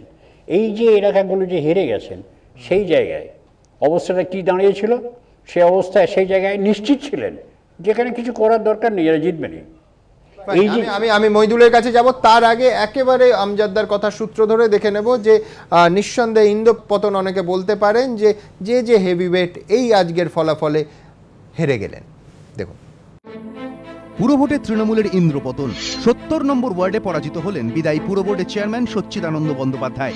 শুধু চেয়ারম্যানই নন, বিদায়ী তৃণমূল পুরবোর্ডের ডেপুটি মেয়র ফরজানা আলমও এবার হেরে গিয়েছেন। এবার তাকে এলাকা বদলে 65 নম্বর ওয়ার্ডে প্রার্থী করেছিল তৃণমূল, কিন্তু লোহাপুল তিলজলা এলাকায় ফরজানা আলম হেরেছেন আরএসপির নিবেদিতা শর্মার কাছে।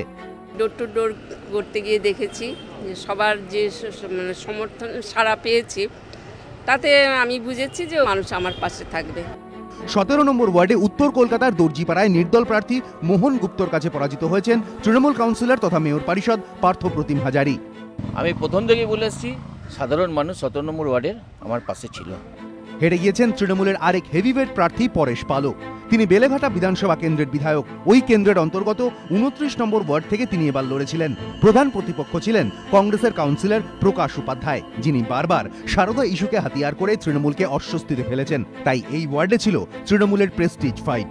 নারকেলডাঙ্গা এলাকার 29 নম্বর ওয়ার্ডের এই লড়াইয়ে পরেশ পালকে হারিয়ে শেষ হাসি হাসলেন কংগ্রেসের প্রবীণ প্রার্থী প্রকাশ উপাধ্যায়। মেয়র বলেছিল যে এখানে যেভাবে হোক, আমি তো চ্যালেঞ্জ করেছিলাম ঘুমটা খুলে 29 নম্বর ওয়ার্ডে আসুন। সারদাতে এখন কিছুই হয়নি। এরপর 8000 ভোটে এই জনগণকে নিয়ে প্রথম কাজ হবে যে দুর্নীতিটা হয়েছে, সেই দুর্নীতি নিয়ে আমরা প্রতিবাদ করব, সরব হব। পরেশ পাল অবশ্য এই ওয়ার্ডের কাউন্সিলর ছিলেন না। প্রকাশ উপাধ্যায়ের উদ্দেশ্যে কড়া চ্যালেঞ্জ ছুড়ে দিতে দলের ইচ্ছেতেই এই ওয়ার্ডে প্রার্থী হয়েছিলেন তিনি। বিরোধী শিবিরেও নক্ষত্র পতন হয়েছে। কাঁকুরগাছির 32 নম্বর ওয়ার্ডে তৃণমূলের শান্তিরঞ্জন কুণ্ডুর কাছে হেরে গিয়েছেন বিদায়ী কলকাতা পুরসভার বিরোধী দলনেত্রী সিপিএম-এর রূপা বাগচি। ভোটের সময় তৃণমূলের বিরুদ্ধে ব্যাপক রিগিংয়ের অভিযোগে সরব হয়েছিলেন রূপা। তাঁর বুথের একটি পার্টে 100% বেশি ভোট পড়েছিল। গণতন্ত্র হত্যা করা হয়েছে, গণতন্ত্র ধর্ষিত হয়েছে। হাজার হাজার যদি বাইরে থেকে গুন্ডা মস্তান নিয়ে এসে কলকাতার রাস্তা দখল করা হয়, কে প্রতিরোধ করবে? হেরে গিয়েছেন এতদিন কোনো নির্বাচনে না হারা সিপিএম-এর প্রাক্তন সাংসদ সুধাংশু শীল। নিমতলা এলাকায় 20 নম্বর ওয়ার্ডে তৃণমূলের বিজয় উপাধ্যায়ের কাছে তিনি পরাজিত হয়েছেন। এবিপি আনন্দ।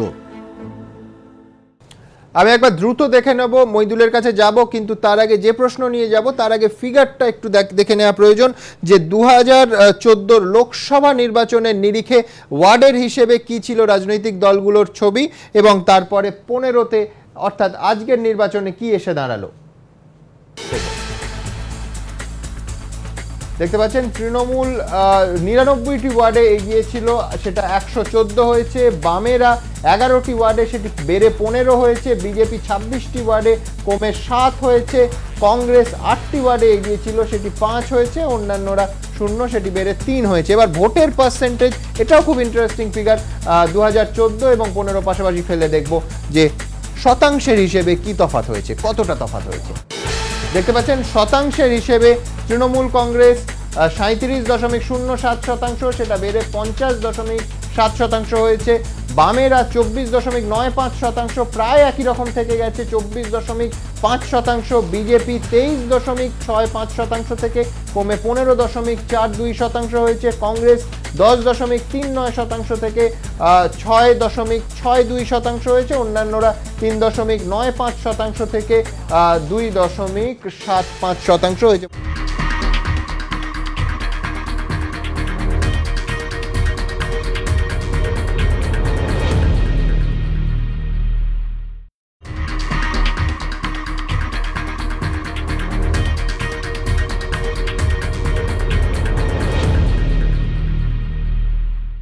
মইদুলের কাছে যাব।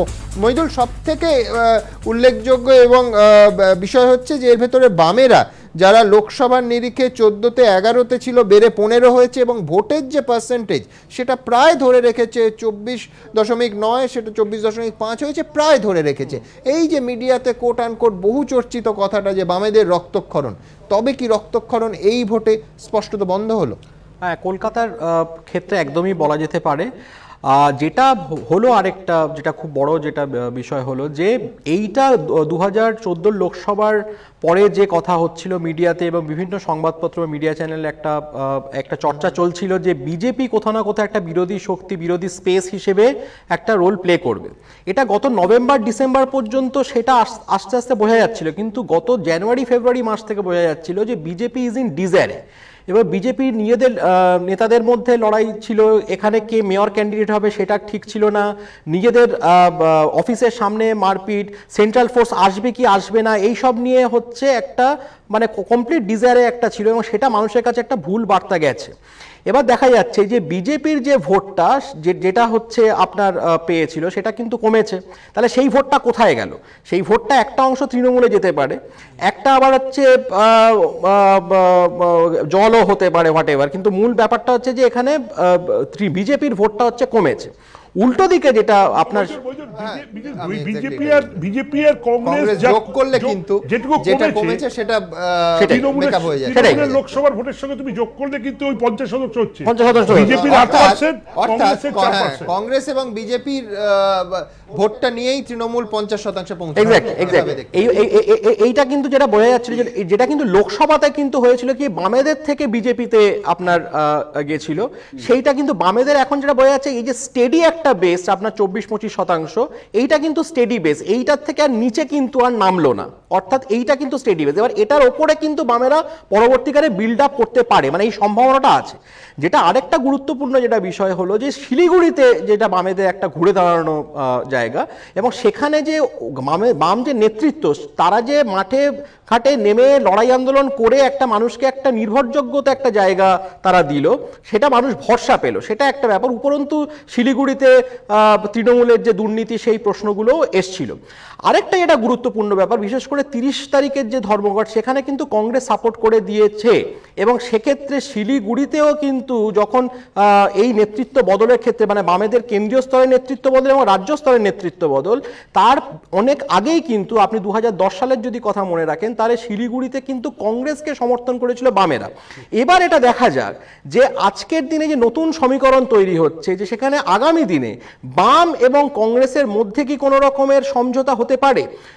Pre-poll alliance, post pole alliance, সেটা বামেদের নিজস্ব সাংগঠনিক তাদের মধ্যে যে ডিবেট ডিসকাশনগুলো হবে সেটা একটা আলাদা প্রশ্ন, কিন্তু প্র্যাগম্যাটিক স্তরে অলরেডি সেই জায়গাগুলো কি তৈরি হচ্ছে। কংগ্রেস তারা কি ভাববে, অলরেডি বামেদের মধ্যে নেতৃত্ব একটা বদল হয়েছে, কেন্দ্রীয় স্তরে যে হচ্ছে সেক্রেটারি হয়েছেন সীতারাম ইয়েচুরি, তিনি নিজে কংগ্রেসের পক্ষে অনেক নরম সরম একটা তার মনোভাব, এই একটা জায়গা কিন্তু আপনার তৈরি হচ্ছে। কিন্তু মূল আমি তিনটে জিনিস বলবো এই পুরো ইলেকশনটা থেকে, একটা তিনটে মেসেজ। তৃণমূল বিপুল ভোটে জয়ী হয়েছে, কিন্তু তৃণমূলের এই ভোটটা হচ্ছে নিজেদের সঙ্গে ভোট, কারণ এই ভোটটা মুকুল রায়ের বিরুদ্ধে ভোট ছিল। এটা তৃণমূলকে প্রমাণ করতে হতো যে বামেদের আমলে 2010 সালে যখন বাম হচ্ছে সরকারে আছে সেই সময় 95টা সিট পেয়েছিল তৃণমূল, 99টা সিট কিন্তু আপনার লোকসভায়, কিন্তু তখনও পর্যন্ত মুকুল রায় সংগঠনটা দেখতো 99টা ক্রস করাটাই ছিল তৃণমূলের কাছে সব থেকে বড় চ্যালেঞ্জ। তার জন্য তারা মরিয়া হয়ে গেছে, তার জন্য দেখা যাচ্ছে যে পাটিগণিতের হিসেবেও মিলছে না, 100%-এর একটা বুথে 140% পর্যন্ত ভোট পড়েছে।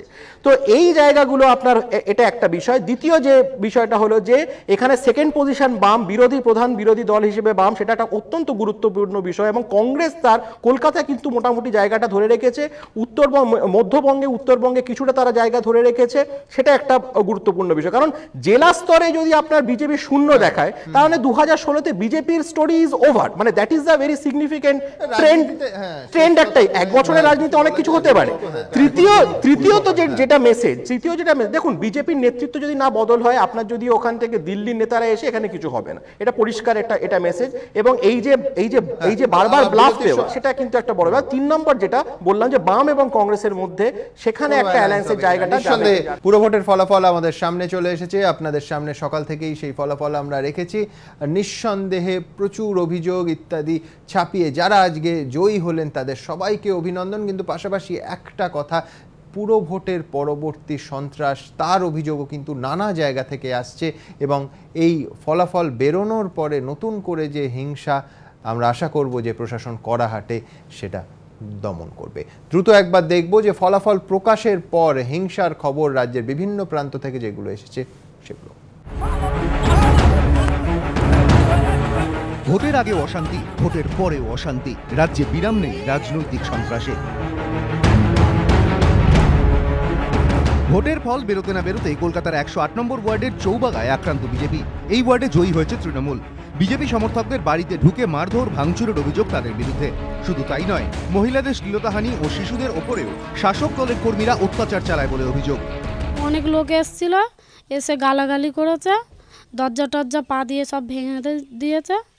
ওরা বাইকে করে আসছিল, টিএমসির লোক, দেশেরই সব। ঘটনার জেরে ত্রস্ত বিজেপি সমর্থকেরা, পুলিশ পিকেট বসেছে এলাকায়।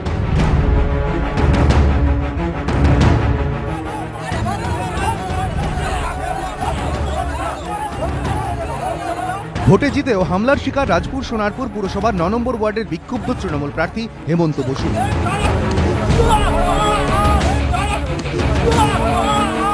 কাঠগড়ায় তৃণমূল, আহত 4 নির্দল সমর্থকও। প্রাণভয় এলাকা ছেড়েছেন বিজয়ী প্রার্থী। হামলার অভিযোগ উড়িয়ে দিয়েছে তৃণমূল, পাল্টা থানায় নালিশ জানিয়েছে তারা। দক্ষিণ দমদম পুরসভার 1 নম্বর ওয়ার্ডে আক্রান্ত সিপিএম সমর্থকেরা, দলীয় কার্যালয়ে ভাঙচুরে অভিযুক্ত শাসক দল। ভোটে হেরে যাওয়ায় আক্রোশবশত এই হামলা, অভিযোগ সিপিএম এর। অভিযোগ অসত্য বলে পাল্টা দাবি তৃণমূলের। কোচবিহার পুরসভার 18 নম্বর ওয়ার্ডে মহিলা সিপিএম কর্মী আক্রান্ত। সিপিএম কর্মীদের বাড়িতে, দোকানে ভাঙচুরের অভিযোগ তৃণমূলের বিরুদ্ধে। তুফানগঞ্জেও বিজেপি সমর্থকদের ওপর হামলার অভিযোগ উঠেছে। বিজেপির দলীয় কার্যালয় ভাঙচুর কোচবিহারের গড়িয়াহাটিতে। সব অভিযোগ উড়িয়ে দিয়েছে তৃণমূল। কোচবিহার পুরসভাটি ত্রিশঙ্কু হয়েছে, তারপরেই একের পর এক হামলার ঘটনা।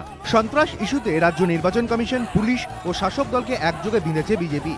সন্ত্রাসের প্রামাণ্য নথি হিসেবে এদিনই রাষ্ট্রপতি, প্রধানমন্ত্রী, রাজ্যপাল ও কেন্দ্রীয় নির্বাচন কমিশনের কাছে সিডি, পেপার কাটিং ও বিস্তারিত তথ্য পাঠানো হয়েছে বলে জানিয়েছেন বিজেপির রাজ্য সভাপতি রাহুল সিংহ। সার্বিক পুরসভার যে রিপোর্ট, তা আমরা রাজ্যপালের কাছে পাঠিয়েছি। আমরা একটি রিপোর্ট কেন্দ্রের নির্বাচন কমিশনকেও দিয়েছি। যদিও মুখ্যমন্ত্রীর এখনো দাবি সন্ত্রাস নাকি কিছুই হয়নি। একটা ইনসিডেন্ট ঘটেনি ভোট চলাকালীন। 5টার সময় যে ইনসিডেন্ট ঘটেছে একটা, সেটার সাথে ভোটের কোনো যোগাযোগ নেই। অর্থাৎ total incident free election, peaceful election. পুরভোটের ফলাফল ঘোষণার পর জেলায় জেলায় অশান্তি শুরু হতে রীতিমতো আতঙ্কে বিরোধী দলের কর্মী সমর্থকেরা। এবিপি আনন্দ। যারা এই মুহূর্তে টেলিভিশন সেটের সামনে এলেন তাদের জন্য আরেকবার দেখাবো। প্রথমে দেখাবো কলকাতা পুরসভার ফলাফল। তৃণমূল 114টি ওয়ার্ডে জয়ী হয়েছে, 50.7% ভোট পেয়ে। বামফ্রন্ট 15টি ওয়ার্ডে জয়ী হয়েছে, 24.5% ভোট পেয়ে। বিজেপি 7টি ওয়ার্ডে জয়ী হয়েছে, 15.42% ভোট পেয়ে। কংগ্রেস 5টি ওয়ার্ডে জয়ী হয়েছে, 6.62% ভোট পেয়ে। অন্যান্যরা 3টি ওয়ার্ডে জয়ী হয়েছে, 2.75% ভোট পেয়ে। এবার দ্রুত একবার দেখাবো শিলিগুড়ি পুরসভার কি ছবিটা। তৃণমূল 17টি ওয়ার্ডে জয়ী হয়েছে, 23টি ওয়ার্ডে জয়ী হয়েছে বামফ্রন্ট।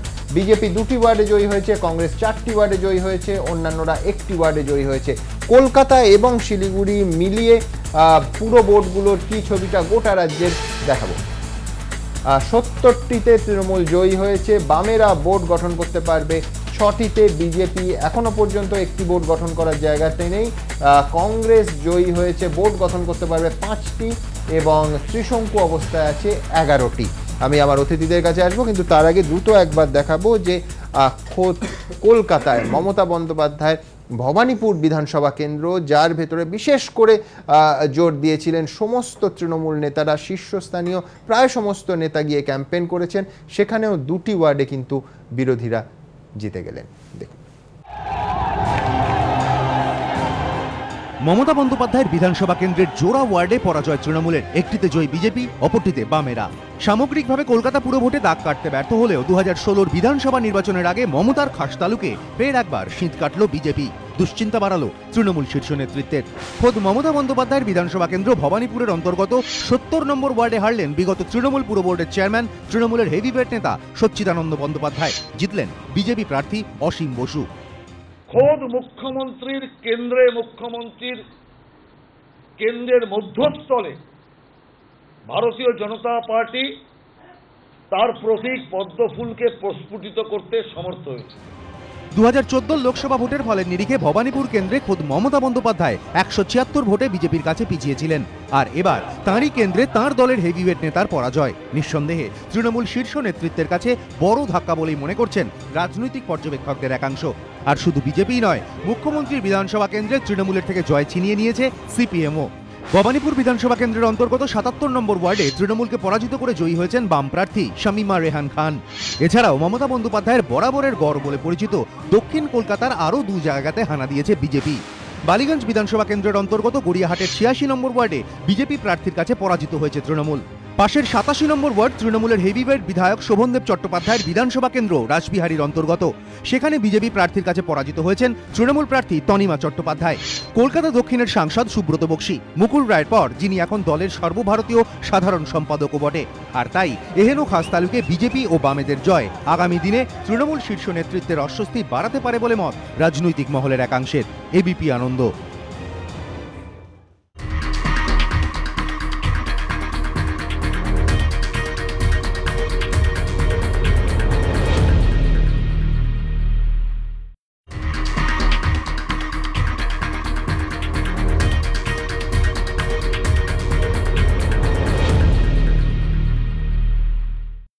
বিজন, নিঃসন্দেহে অভিনন্দন, যে দলের হয়ে তুমি যুক্তির লড়াই করেছো, এত গলা ফাটিয়েছো, বিপুল জয় সন্দেহ নেই। কোথাও একটা যে বিশেষ জোর যেখানে দেওয়া হয়েছিল সেখানে এই দুটো অনেকে বলছেন কাঁটা, অস্বস্তি রয়ে গেল।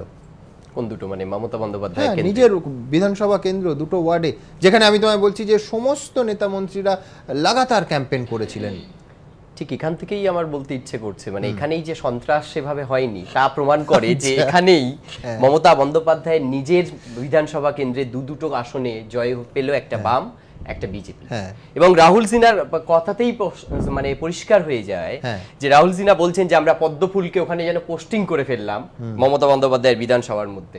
দারুণ, এটাই তো গণতন্ত্র, গণতন্ত্রে যে কেউ জিততে পারে। পশ্চিমবঙ্গে বেশ বাগান বাগান লাগছে না, মানে পদ্মফুল, ঘাস ফুল, জোড়া ফুল, মানে আমি বলছি যে কোথাও সন্ত্রাস তুমি তো মানে ফুল আছে বলেই তো বাগান লাগছে। আচ্ছা, আমি দেবনারায়ণ বাবু কিছুতেই এই কথাটা বলেনি। একবার এই তো ধরো 1 মাস ধরে এত অনুষ্ঠান করেছি, একবার তুমি বলবে, শুনতে ইচ্ছে করছে যে অবাধ আর শান্তিপূর্ণ ভোট হয়েছে। না, প্রশ্নই নেই, আমি কখনোই বলিনি যে অবাধ ও শান্তিপূর্ণ হয়েছে। বিক্ষিপ্ত কিছু ঘটনা ঘটেছে, এই ঘটনা মানে এই রাজ্যের মানুষ দেখতে অভ্যস্ত, বাংলায় এই ধরনের নির্বাচন হয়, কিন্তু তার মানে এই নয় যে সন্ত্রাস হয়েছে। আমি আস্তে আস্তে শুনছিলাম কেউ বলছিল যে তৃণমূল যেখানে জিতেছে সেখানেই সন্ত্রাস, আর যেখানে বিরোধীরা জিতেছে সেখানে সন্ত্রাস নয়, সেখানে কি তাহলে মানে অতি বড় সন্ত্রাস হয়েছে? এই প্রশ্নগুলো উঠছে। অসীম বাবু, কোন উত্তর আছে বিজনের কথা?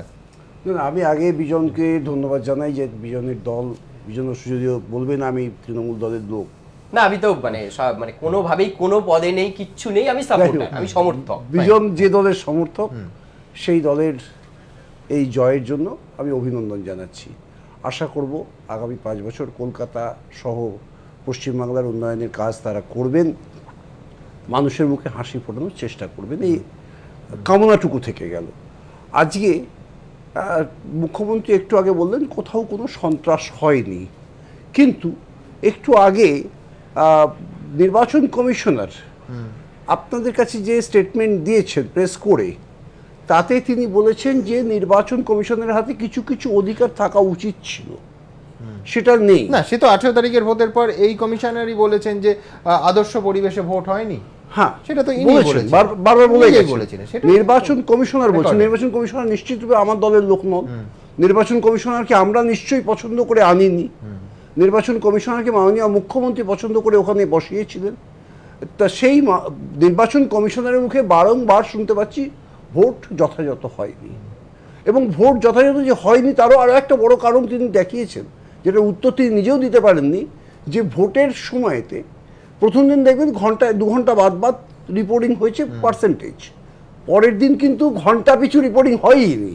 আর প্রথম দিন শেষকালে তিনি জানিয়েছিলেন যে কমিশনের ভূমিকা নিয়ে প্রশ্ন উঠেছে, উনি নিজেই স্বীকার করেছেন যে দুটোর পর থেকে প্রিসাইডিং অফিসাররা কত % ভোট পড়েছে সেই বেসিক ফিগারটাই সার্ভারে আপডেট করেনি। এটা উনি বলেছেন, মানে সংবাদ মাধ্যম বলেন। আমি দ্রুত একবার দেখাবো যে বারবার কিন্তু রাজ্য নির্বাচন কমিশন এবং কমিশনের ভূমিকা নিয়ে প্রশ্ন উঠেছে। ভোটের দিন নির্ধারণ থেকে কেন্দ্রীয় বাহিনী, সন্ত্রাসের অভিযোগ থেকে পুনর্নির্বাচনের দাবি, পুরো ভোটে প্রতি ক্ষেত্রেই রাজ্য নির্বাচন কমিশনার সুশান্ত রঞ্জন উপাধ্যায়ের সিদ্ধান্ত জন্ম দিয়েছে একের পর এক বিতর্কের। বারবার তাঁর পদত্যাগ দাবি করেছে বিরোধীরা, আর এই প্রেক্ষাপটেই ভোট পর্ব শেষের পর বিরোধীদের দাবির প্রেক্ষিতে কৌশলী উত্তর দেওয়ার চেষ্টা করলেন নির্বাচন কমিশনার। এ তো সমস্ত স্বীকৃত রাজনৈতিক দলরা আমার পদত্যাগ দাবি করেছেন, এটা আমি ভেবে দেখবো কি করা যায়। কিন্তু রাজনৈতিক পর্যবেক্ষকদের মতে রাজ্য নির্বাচন কমিশনারের এই কৌশলী মন্তব্যে বিতর্ক চাপা পড়ার নয়, কারণ তার বিরুদ্ধে অভিযোগ ঝুড়ি। কখনো বিরোধীদের হাজারো আর্জি সত্ত্বেও নিজের অবস্থানে অনড় থেকে সিবিএসই পরীক্ষার দিনই পুরো ভোট করার কথা ঘোষণা করেন রাজ্য নির্বাচন কমিশনার। তা সে বাস অটো না পেয়ে পড়ুয়াদের পায়ে হেঁটেই পরীক্ষা কেন্দ্রে পৌঁছতে হোক না কেন। পুরো ভোটের কেন্দ্রীয় বাহিনী এসেছে নামকে ওয়াস্তে, সংখ্যাতেও কম, ব্যবহারও সেভাবে হয়নি। কিন্তু রাজ্য নির্বাচন কমিশনার থাকাকালীন মীরা পাণ্ডে যেভাবে কেন্দ্রীয় বাহিনী দিয়ে ভোট করাতে ঝাঁপিয়ে পড়েছিলেন, কোর্টে পর্যন্ত গিয়েছিলেন, সুশান্ত রঞ্জন উপাধ্যায় সে পথে হাঁটলেন কোথায়? তিনি বল নিজের কোর্ট থেকে ঠেলেই ক্ষান্ত দিলেন, আর কেন্দ্রীয় বাহিনীর অনুপস্থিতিকে কাজে লাগিয়ে নিজেদের মতো করে ভোট করালো শাসক দল, দাবি বিরোধীদের। আমার আগে যাদেরকে নিয়ে কথা ওঠেনি বা ভালো ইতিহাস লেখা হয়নি, যে সমস্ত কমিশনার ছিলেন, তারা প্রত্যেকেই চেষ্টা করেছে, করে কিন্তু কিছু করতে পারেনি। তা আইনের পরিবর্তন করবে সরকার, এবং সেই আইনটা পাস হয় বিধানসভা। গুলি, বোমা, সন্ত্রাস, ছাপ্পা, কলকাতা পুরো ভোটে সব ছবি হয় সবার চোখের সামনে। কিন্তু ভোট নিয়ে এক এক সময় এক এক রকম মন্তব্য শোনা যায় রাজ্য নির্বাচন কমিশনারের গলায়। কখনো বলেন আদর্শ পরিবেশে ভোট হয়নি, আবার কখনো বলেন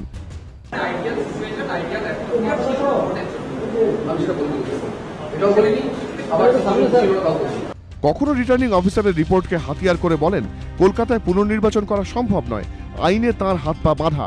আবার সেই রাজ্য নির্বাচন কমিশনার যখন জেলায় পুনর্নির্বাচনের নির্দেশ দেন, বিরোধীরা দাবি করে যেখানে তৃণমূল দাঁত ফোটাতে পারেনি সেখানেই পুনরায় ভোটের নির্দেশ দিয়েছেন তিনি। প্রেক্ষাপটে ভোট পরবর্তী সন্ত্রাস আটকাতে এদিন কলকাতা এবং জেলা পুলিশকে একগুচ্ছ নির্দেশ দেন রাজ্য নির্বাচন কমিশনার। ক্ষুব্ধ বিরোধীদের অনেকেই বলছেন, এত উদ্যোগী যদি ভোটের আগে হতেন তাহলে ফল এরকম হতো না। এবিপি আনন্দ।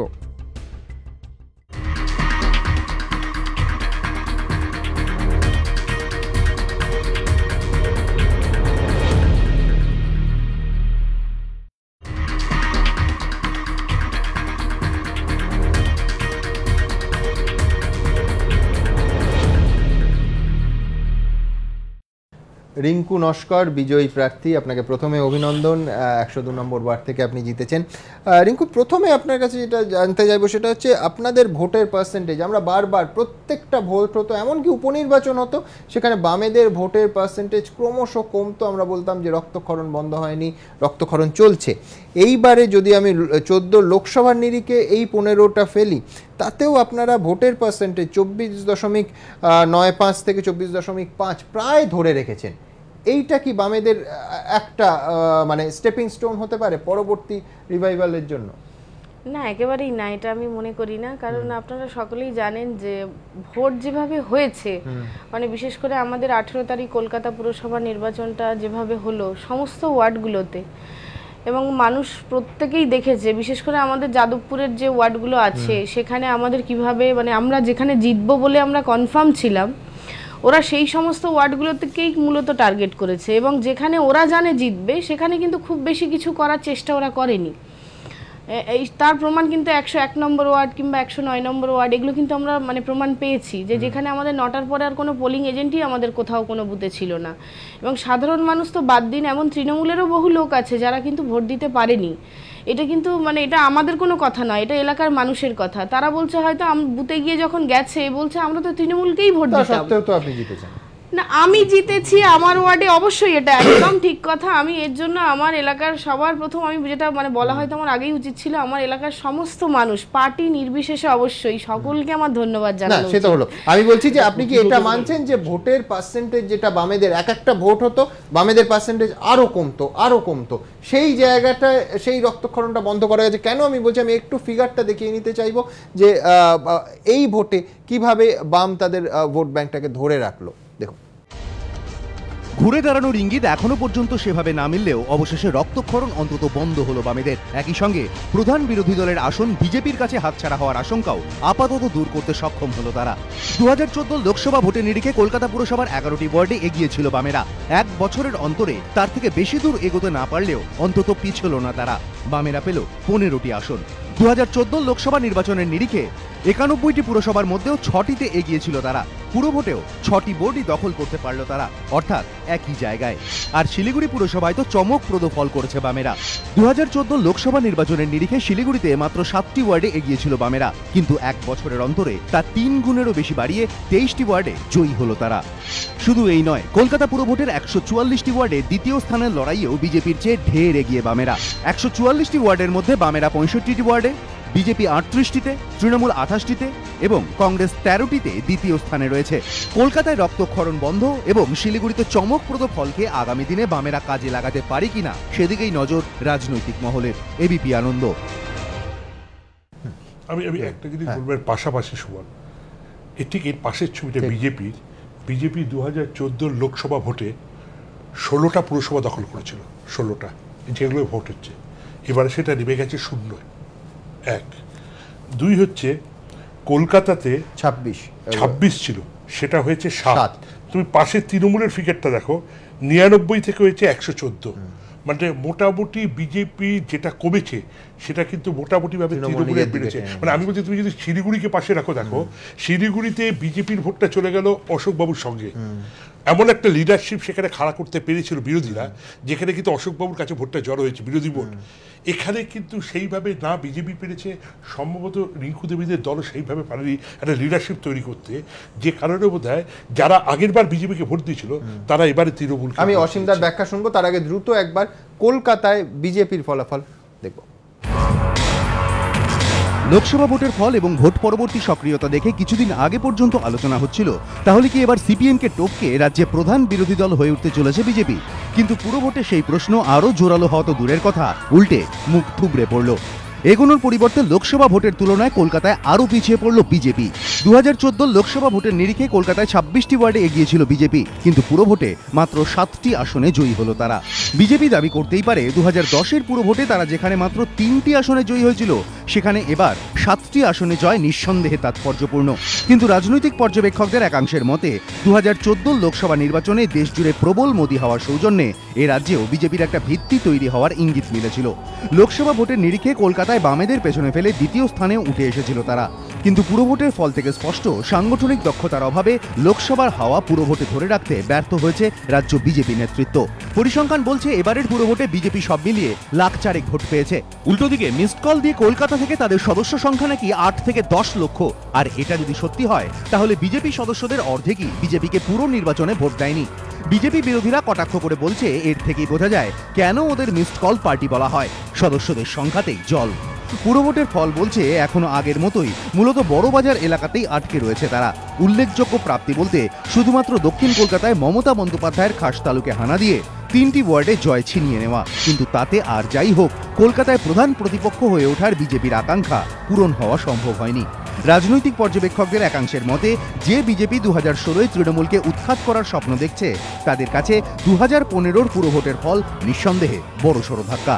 এর নেপথ্যে বিজেপির সাংগঠনিক দুর্বলতা যেমন রয়েছে, তেমনি পুরো ভোটের প্রার্থী পদ নিয়ে বিজেপির রাজ্য দপ্তরের বাইরে মারামারির ছবিও মানুষের মধ্যে নেতিবাচক বার্তা পৌঁছে দিয়েছে। এবিপি আনন্দ। অসীমদা, শিলিগুড়িতেও যদি 14 রেসপেক্টে দেখেন 21টা ওয়ার্ডে আপনারা এগিয়েছিলেন, সেখান থেকে 2-এ এসে নামলো, কি সমস্যা হলো? কোনো সমস্যা নয়, আমি একটু ছবিটা বোঝানোর চেষ্টা করব। নিশ্চয়ই। যে মমতা বন্দ্যোপাধ্যায় যেটা প্রথম বলেছিলেন, বিহার মডেলটা তিনি ফলো করবেন, অনেক নায়কের কথাই বলছি, বিহার মডেলটা ফলো করবেন।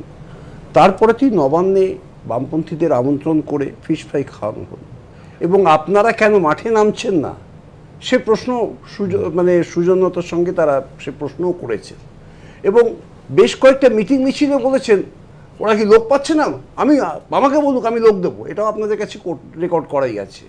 অতি সম্প্রতি গান্ধী মূর্তি পাওয়া দেশেও সেই কথা বলে গেছেন। অর্থাৎ তাঁর টার্গেট ছিল সিপিএম উঠুক, বিজেপিকে যে করে হোক বন্ধ করতে হবে। এবং আপনি যদি খেয়াল করেন সন্ত্রাসের বিন্দুগুলো, রিঙ্কু দেবীরা বলতে পারেন যে এই 18 তারিখের দিন কেন কেন্দ্রীয় বাহিনী এলো না, এটা বিজেপি এবং তৃণমূলের আন্ডারস্ট্যান্ডিং কিনা, এই প্রশ্ন আমি আবারও বলছি যে কেন্দ্রীয় বাহিনী যে চিঠিটা গেছে এখান থেকে 25 তারিখে কেন্দ্রীয় বাহিনী এসেও কেন হাজারদুয়ারি বেড়াতে গেল, সেটা তো রাজ্য প্রশাসন বলবে, সেটা কি আমার বলার অধিকার? ঠিক, কিন্তু আমি বলছি রাহুল সিনহা তো ঘোষণা করে দিয়েছিলেন যে আসছে, কোনো অধিকারই নেই। এবং আমি আপনাকে বলছি বিএসএফ এর যে 31টা কোম্পানি এসেছিল দেবজ্যোতি, স্টেটের মধ্যে থেকে এসেছিল, অর্থাৎ 25 তারিখ এসেছিল, অনায়াসে 18 তারিখ আসতে পারত। কপিটা দেখে থাকেন, চিঠিটা কপিতে লেখা আছে যে তুমি এত অল্প সময়ের মধ্যে আবেদন করেছো, আমার পক্ষে এখন অ্যাকোমোডেট করে পাঠানো সম্ভব নয়, তোমার স্টেটে যে পরিমাণ বাহিনী আছে তুমি সেখান থেকে ব্যবহার করো। কিছু ছিল না যে বাহিনী পাঠাতে পারবেন, ঠিকই, কোথাও ভোট ছিল না, মাওবাদী সমস্যাও ছিল না, কোথাও ইলেকশন ছিল না। এখান থেকে প্রথম দফায় এলো তিন কোম্পানি এলো, এবার এইটার সময়তে বাকি না, আপনি বলছেন তাহলে বিজেপির আত্মসমীক্ষার প্রয়োজন নেই এই ফলাফলের পর? আত্মসমীক্ষার প্রয়োজন আছে। আমাদের যেটা চিরকাল যেটা হয়েছে যে আমার শহরের সংগঠনটা বিজেপি সারা ভারত জুড়ে শহরের সংগঠন, বিজেপি পশ্চিমবঙ্গে একমাত্র গ্রামীণ সংগঠন। পশ্চিমবঙ্গে শহরে আমার সংগঠন নেই, সংগঠন তৈরি হয়ে তাকে কংক্রিট শেপ আসতে সময়। কিন্তু ধরুন সিউড়িতে, বোলপুরে, যেখানে যেখানে বিজেপি প্রাথমিকভাবে অত্যন্ত গ্রামীণ সংগঠন তৈরি করতে পেরেছিল, সেখানে তো তার কোনো প্রতিফলন আমি আবারও বলছি না, সিউড়ি না বোলপুর টার্গেটেড আমাদের মুখ্যমন্ত্রী একমাত্র টার্গেট মধ্যে আমরা। আমি একবার দ্রুত দেখে নেব যে শিলিগুড়ির বিজেপির ফল। শুধু কলকাতায় হতাশাজনক ফলই নয়, বাকি 91টি পুরসভার ভোটেও খালি হাতে ফিরতে হলো বিজেপিকে। এমনকি যে দার্জিলিংয়ে এখন বিজেপির সাংসদ রয়েছে, তার অন্তর্গত শিলিগুড়ি পুরসভাতেও চূড়ান্ত ব্যর্থ দল। 2014 লোকসভা ভোটের নিরিখে 91টি পুরসভার মধ্যে 16টি পুরসভায় এগিয়েছিল বিজেপি, কিন্তু পুরো ভোটে তাদের ঝুলি শূন্য। লোকসভা ভোটের হাওয়া শিলিগুড়িতেও ধরে রাখতে ব্যর্থ বিজেপি। 2014 লোকসভা ভোটের নিরিখে শিলিগুড়ি পুরসভার 21টি আসনে এগিয়েছিল তারা, কিন্তু তারাই ছিল সবচেয়ে বড় দল। আর সেই বিজেপি পুরো ভোটে শিলিগুড়িতে পেল মাত্র 2টি ওয়ার্ড। এমনকি তৃণমূলকে টক্কর দিয়ে বীরভূমের রামপুরহাট, সাঁইথিয়ার মতো পুরসভায় সম্প্রতি বিজেপি সংগঠন বিস্তার করতে সক্ষম হলেও পুরো ভোটে সেখানে বিশেষ কোনো দাগ কাটতে পারেনি তারা। ক্রমাগত রক্তক্ষরণে ভোগা বাম কিংবা অনেকের কথা অনুযায়ী রাজ্যে কার্যত সাইনবোর্ডে পরিণত হওয়া কংগ্রেসও যেখানে বেশ কিছু জায়গায় নিজেদের অস্তিত্ব জানান দিয়ে একাধিক পুরসভা দখল করেছে, সেখানে বিজেপির এই শোচনীয় ফল 2016 বিধানসভা ভোটের আগে তাদের উদ্বেগ বাড়াবে বলেই মনে করছে রাজনৈতিক মহলের একাংশ। এবিপি আনন্দ। বামফ্রন্ট নেতা অশোক ঘোষ এই মুহূর্তে আমার সঙ্গে অন্য স্টুডিওতে আছেন। অশোকবাবু, আপনার কাছে জানতে চাইবো যে দুটো ক্ষেত্রে আমরা বারবার যে উদাহরণটা দিচ্ছি সেটা হচ্ছে অশোক ভট্টাচার্য এবং উদয়ন গুহ, শিলিগুড়ি এবং দিনহাটা, দুটো ক্ষেত্রেই বামেরা গোটা রাজ্যের যে চেহারা তার থেকে নজিরবিহীনভাবে একটা জয় এনে দিয়েছেন। আপনার বিশ্লেষণ কি? দ্রুত শুনবো। আমার প্রথম কথা হচ্ছে যে এই এত গুন্ডা মাস্তানি, এত সন্ত্রাসের আবহাওয়া, তার মধ্যে পশ্চিমবঙ্গের মানুষ বামেদের ওপরে আস্থা রেখেছেন, তার জন্য এই মানুষকে সশ্রদ্ধ অভিবাদন। আমার দ্বিতীয় কথা হচ্ছে এই যে কলকাতা কর্পোরেশন নির্বাচনেও যদি মানুষ পারতেন তাহলে কিন্তু বামেদের ভোট 24.5 হতো না, ওটা 35 হতো এবং আসন কমপক্ষে 50-এ পৌঁছে যেত। এবারে তৃতীয় কথাটি, হ্যাঁ, উদয়ন গুহ বা অশোক ভট্টাচার্য ওরা পথে নেমেছেন, নেমে ওরা একটা জয় ছিনিয়ে আনতে পেরেছেন। নিঃসন্দেহে এটা গোটা পশ্চিমবঙ্গের বামপন্থী কর্মীদের কাছে একটা উৎসাহব্যঞ্জক পদক্ষেপ এবং পথে নামতে হবে, রাস্তায় নামতে হবে। রাস্তায় নেমে এই সন্ত্রাসের প্রতিবাদ যেভাবে হবে ঠিক সেভাবেই এই প্রতিবাদের রাস্তায় বামেদের হাঁটতে হবে। শিলিগুড়ি এবং উদয়ন গুহ অন্তত সেই কথাটাই প্রমাণ করতে পেরেছে। মানুষ তো এইটা চাইছে, মানুষ চাইছে বামেরা নেতৃত্ব দিক, বামেরাই তো প্রকৃত বিকল্প পশ্চিমবঙ্গে। বামেরা নেতৃত্ব দিক, মানুষ বামেদের সঙ্গে আছেন, বামেদের পথ ধরে হাঁটতে চান এবং সেই কারণেই তো এই যে আমরা ট্রেড ইউনিয়নগুলো ধর্মঘটটা ডাকলাম, তো এই জন্যই একেবারেই মানুষকে এই কথাটা বলার যে আমরা আছি, সামনে আছি, আপনারা পেছনে আসুন, আপনারা আমাদের সঙ্গে থাকুন। এই ব্যাপকভাবে গণতন্ত্র হত্যা, গণতন্ত্র। শিলিগুড়ির ছবিটা, নির্দল একজন রয়েছেন এবং 23টা এই মুহূর্তে বামফ্রন্ট লাভ করেছে। বিরোধীদের কুৎসার ফল হারের দায় স্বীকার করে নিয়েছেন, তা করেও বিরোধীদের কুৎসার ফল বলছেন গৌতম দেব, তৃণমূল কংগ্রেসের মন্ত্রী। দেখুন। শিলিগুড়িতে চমক দেখালো সিপিএম। লড়াইটা কার্যত ছিল উত্তরবঙ্গ উন্নয়ন মন্ত্রীর সঙ্গে প্রাক্তন পুরমন্ত্রীর। পুরো ভোটের ফল থেকে অন্তত বলাই যায় বিধানসভা নির্বাচনের মধুর বদলা পুরো ভোটে নিলেন অশোক ভট্টাচার্য। তৃণমূল ও বিজেপি উভয়কে সামলে সিপিএম বাজি মাত করল। শিলিগুড়িতে 47টি ওয়ার্ডের মধ্যে তৃণমূল পেল 17টি, বামেরা 23টি, বিজেপি 2, কংগ্রেস 4, অন্যান্যরা 1টি আসনে জয়ী হলো। একক ক্ষমতায় বোর্ড গঠন থেকে মাত্র 1 আসন দূরে থেমে গেলেও অন্যান্যর সমর্থনে বোর্ড গঠন করবেন তারা, জানালেন Ashok Bhattacharya.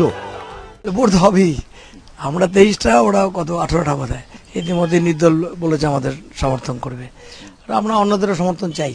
Nomination paper submit করার অধিকার তো আমাদের একমাত্র আমাদেরই আছে, 23টা। আমরা বামফ্রন্টের যে ভোট হচ্ছে, বামফ্রন্টই তো ভোট দখল করেছে। ভোটের মুখে এই শিলিগুড়িতে দাঁড়িয়েই মমতা বন্দ্যোপাধ্যায় কার্যত বোঝানোর চেষ্টা করেছিলেন পুরো ভোট তৃণমূলের হলে কাজে সুবিধে হয়, কিন্তু তারপরও শিলিগুড়িবাসী কিন্তু সেই বিরোধীদের প্রতি আস্থা দেখালেন। লোকাল ইলেকশনগুলো পেলে ভালো হয়, লোকালগুলোতে জিতলে এলাকায় লোকাল কাজগুলো ভালো করে করা যায়। আর যদি অর্ধেক কাজ গভর্নমেন্ট করবে আর অর্ধেক কাজ লোকাল আলাদা হয়ে যায়, তাহলে ডেভেলপমেন্টটা স্টপ হয়ে যায়। এই প্রেক্ষাপটে হারের জন্য অন্যদের দুষছেন উত্তরবঙ্গ উন্নয়ন মন্ত্রী। লাগাতার মিথ্যা কুৎসা, অপপ্রচার, 3টে বিরোধী শক্তির এক হয়ে যাওয়া, এই সব মিলিত শক্তির কাছে আমরা পরাস্ত হয়েছি। সব মিলিয়ে শিলিগুড়ি রাজ্য রাজনীতিতে নয়া চমক তৈরি করল। এবিপি আনন্দ।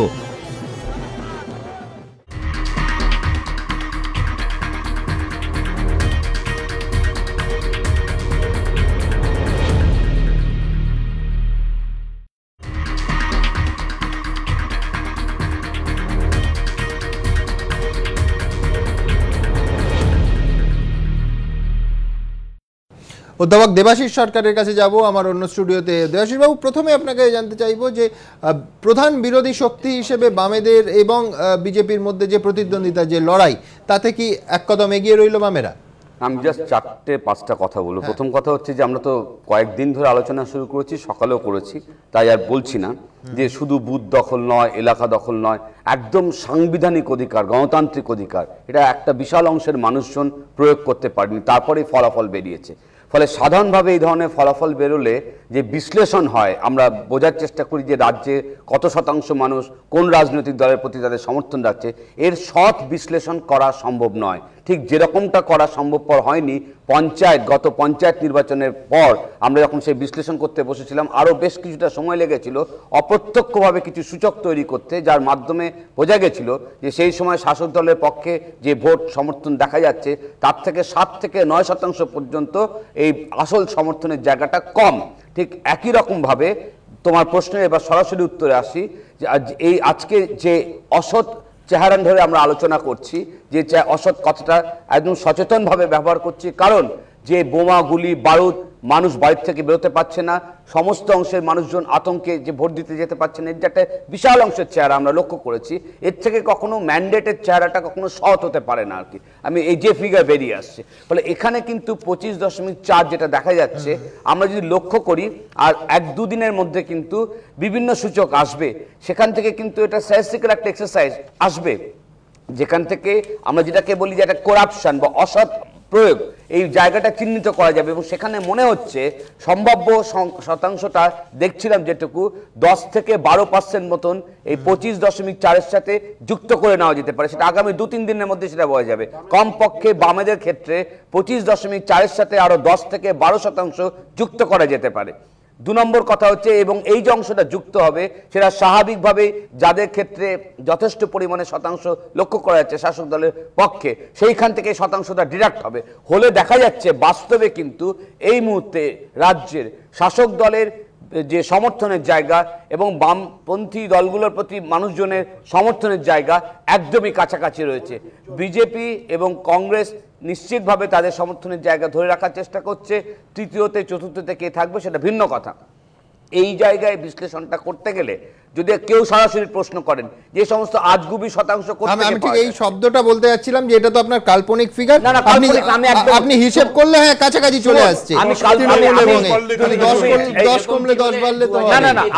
কাল্পনিক নয় এই কারণে বলছি, আমি একদম এই কথাটাই তৃণমূল সরকার আমি একটা বলি, তুমি যে প্রশ্নটা করলে ঠিক আমার পরের বাক্যটাই কিন্তু ওটা ছিল, তোমার প্রশ্নটার উপর চেপে বসেছে। আমি একদমই বলতে চাচ্ছিলাম কেউ প্রশ্ন করতেই পারেন যে এই 10 থেকে 12 এই সন্ধ্যাবেলা বসে এই সমস্ত কল্পনা জগতের ফিগার আসছে কোনখান থেকে, খুব পরিষ্কারভাবে ফিগারটা আসবে কোনখান থেকে। আমি 1, 2, 3 করে দিচ্ছি। যে সমস্ত জায়গায় দেখা যাবে যে আমরা যদি প্রত্যেক ঘন্টা পিছু ভোটের হিসেব করি, গিয়ে দেখা যাবে একটা ভোট দেওয়ার ফ্রিকোয়েন্সি রয়েছে। যদি দেখা যায় যে শেষ 2-3 ঘন্টায় ভোট পড়ছে কোনো একটা বুথের 70-80% বুথ, মানুষ লাইনে দাঁড়িয়ে ভোট দিলে কখনো ওই ফ্রিকোয়েন্সিতে ভোট হয় না, এটা হচ্ছে পরীক্ষিত সত্য। তাহলে ওই জায়গায় যে বিপুল অংশের ভোটগুলো পড়লো, সেই ভোটগুলো আসলে কখনো সৎভাবে মানুষ দাঁড়িয়ে তার গণতান্ত্রিক যে চিন্তা ভাবনা তাকে প্রয়োগ করতে পারেনি। 2, এলাকাকে এলাকা, তোমাদের বিভিন্ন ইলেকট্রনিক মিডিয়া এবং প্রিন্ট মিডিয়াতে যে সমস্ত চিত্র আমাদের সামনে 18 তারিখ 25 তারিখে এনেছো, তাতে আমরা লক্ষ্য করেছি, এটা শুধু বামপন্থী বলছি না, সমস্ত রাজনৈতিক দলগুলো যারা মানুষ নিজের ভোট দিতে পারেনি, এলাকাকে এলাকা মানুষ বাড়ির থেকে বেরোতে পারেনি, তার বুথ থেকে গিয়ে পৌঁছতে পারেনি, ভোট কাস্ট করতে পারেনি, এই ভোটগুলোকে স্বাভাবিকভাবে যে ভোট দাঁড়ায় সেটা কখনোই যে 50% আশপাশ শাসক দল দেখাচ্ছে তা হতে পারে না। অন্যান্য রাজনৈতিক দলের ক্ষেত্রে এই সমর্থনের জায়গা। অসীমবাবু, আপনাকে কোনো একটা প্রশ্ন, একটা প্রশ্ন করছি। হ্যাঁ, দ্বিতীয় দিন তো কোনো ঘন্টাওয়ারি পার্সেন্টেজ দেখায়নি, তাহলে কি করে আপনি অ্যারাইভ করলেন যে কত পার্সেন্ট কিভাবে গেছে? না, দ্বিতীয় দিনে যে একদম পরিষ্কার দুটো জায়গায় দেখাই, হ্যাঁ দুটো জায়গায় আলোচনা বলছেন। 50% বলছেন উনি কলকাতা ধরে, উনি বলছেন আমি 25.4% যে আলোচনা হচ্ছে সেই পরিপ্রেক্ষিতে ঘন্টার কথাটা বলেছে। হ্যাঁ, এইবার যখন গোটা রাজ্যের যে আলোচনা হচ্ছে সেই সেখানকার যে সূচকগুলো 60%টা তো যথাযথ ছিল। 60% যেটা প্রাথমিক ঘোষণা ছিল এবং পরবর্তীতে 62.4 এ পর্যন্ত যথাযথ ছিল বলে এই অঙ্কটা। হ্যাঁ, তারপর ওই 427টা বেড়ে 2,33,000 হয়ে যাওয়া, এই গন্ডগোলটা বোঝা যাচ্ছে না, আমরা বুঝতে পারছি। এক্স্যাক্টলি অসুবিধা আপনার সাথে এই জায়গাটা একদমই একমত, ভিন্ন কোনো জায়গায় নেই। এবং শুধু তাই নয়, শুধুমাত্র যে প্রথম পর্যায়ে যে ভোটটা হয়েছে বিস্তীর্ণ এলাকা, সকাল থেকে আমরা বিভিন্ন ইলেকট্রনিক মিডিয়ার মাধ্যমে দেখতে শুরু করেছি সকাল থেকে কিভাবে গুলিগালা চলেছে, এলাকাকে ত্রস্ত করার চেষ্টা করা হয়েছে। সেই জায়গায় তো স্বাভাবিক পরিবেশটাই ছিল না, মানুষ কিভাবে তার গণতান্ত্রিক শোনা যেত তাহলে 90 এর পর থেকে অনেক ফিগার চেঞ্জ হয়ে যেত। 90 এর পর থেকে 2001-এ তো মানে একদম অন্যরকম একটা সরকার গঠন হয়ে যেত, সরকারটাই থাকতো না বাম সরকার। তো সৎ অসৎ অনেক কথাই শুনলাম। আসলে সন্ত্রাস হয়েছে, অনেকেই কেউ বলতেই পারে যে মানে তাহলে গণসন্ত্রাস শিলিগুড়িতে, এই কথাগুলোর না মানে অনেক কিছু আসতে পারে, তবে এটাও ঠিক নয় যে অবাধ ও শান্তিপূর্ণ, এই কথাটার সঙ্গেও আমি সহমত পোষণ করি না।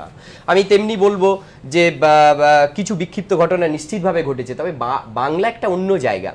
আমি রিঙ্কুর জেতাটা আমি খুব এক্সপেক্টেড ছিল আমার কাছে। আমি রিঙ্কুকে একদম মানে অন ক্যামেরাতে আমি ওকে জানাচ্ছি, শুভেচ্ছা জানাচ্ছি, অভিনন্দন জানাচ্ছি। পেরেছিল মানে আমরা মানুষকে সেই ভরসাটা জোগাতে পেরেছিলাম এবং মানুষ ভোট দিতে পেরেছিল বলেই আমি জয়ী হয়েছি। তার মানেই হচ্ছে না না না, তার মানে এই নয়, তার মানে এটা নয়। আরেকজন জয়ী প্রার্থী এই মুহূর্তে শিলিগুড়ি থেকে আমার সঙ্গে যোগ দিয়েছেন, শঙ্কর ঘোষ 24 নম্বর ওয়ার্ডে শিলিগুড়ির জয়ী হয়েছেন। শঙ্কর, অনেকে তো জায়ান্ট কিলার বলছে, বলছে প্রতুল চক্রবর্তী তৃণমূল বোর্ড তৈরি করলে প্রজেক্টেড মেয়র হওয়ার সম্ভাবনা, এবং প্রতুল বাবু তার রাজনৈতিক ক্যারিয়ারে কখনো হারেননি, তাকে উঠতি সিপিএম এর যুবনেতা হারিয়ে দিল কোন রসায়নে? রসায়নটা খুব সাধারণ।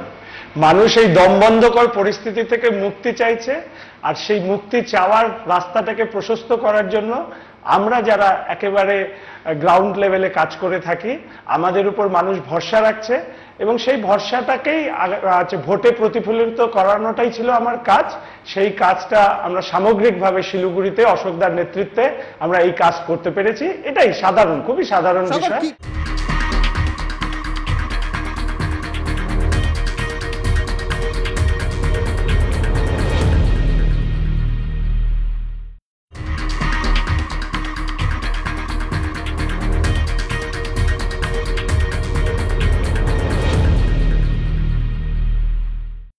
আমরা যারা একেবারে গ্রাউন্ড লেভেলে কাজ করে থাকি, আমাদের উপর মানুষ ভরসা রাখছে, এবং সেই ভরসাটাকেই ভোটে প্রতিফলিত করানোটাই ছিল আমার কাজ।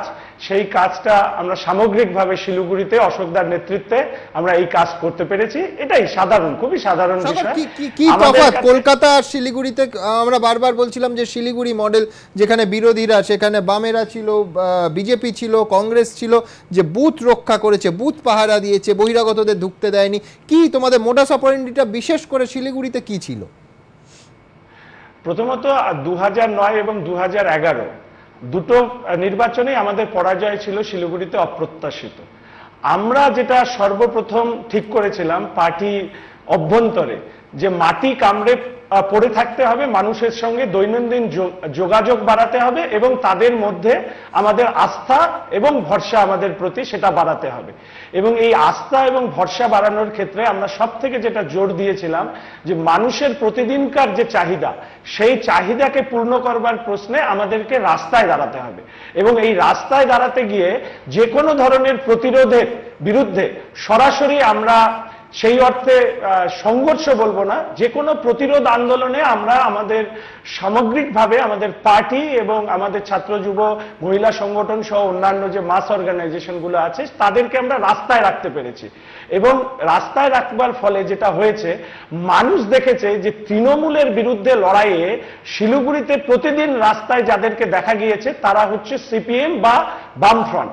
আর এই যে ধারাবাহিকভাবে মানুষের সমস্যা নিয়ে আন্দোলন এবং পার্টির নিরন্তর যোগাযোগ বৃদ্ধি মানুষের মধ্যে, বিশেষত সাধারণ মধ্যবিত্ত এবং কলোনি অঞ্চলের মধ্যে, এটাই হচ্ছে আমাদেরকে সামগ্রিকভাবে আজকে যে 2015-তে পৌর কর্পোরেশনের যে ফলাফল আমরা করতে পেরেছি, তার পেছনে ছিল একটা নিরন্তর যোগাযোগ এবং ধারাবাহিক আন্দোলনের ফসলই হচ্ছে আজকের এই ফলাফল। অনেক ধন্যবাদ শঙ্কর, আবার তোমাকে অভিনন্দন। আমি দ্রুত একবার দেখে নেব শিলিগুড়ি মডেল। বারবার আজকে সকাল থেকে শিলিগুড়ির ফল প্রকাশের পর থেকে রাজ্য রাজনীতিতে নিঃসন্দেহে চর্চার বিষয়। দেখুন,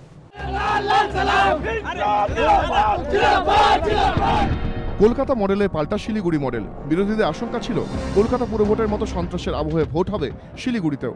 তাদের দাবি ছিল সেই লক্ষ্যেই কলকাতা পুরভোটে তৃণমূলের যে গুন্ডা বাহিনী দাপট দেখিয়েছে তারাই ঘাঁটি গাড়ে শিলিগুড়িতে।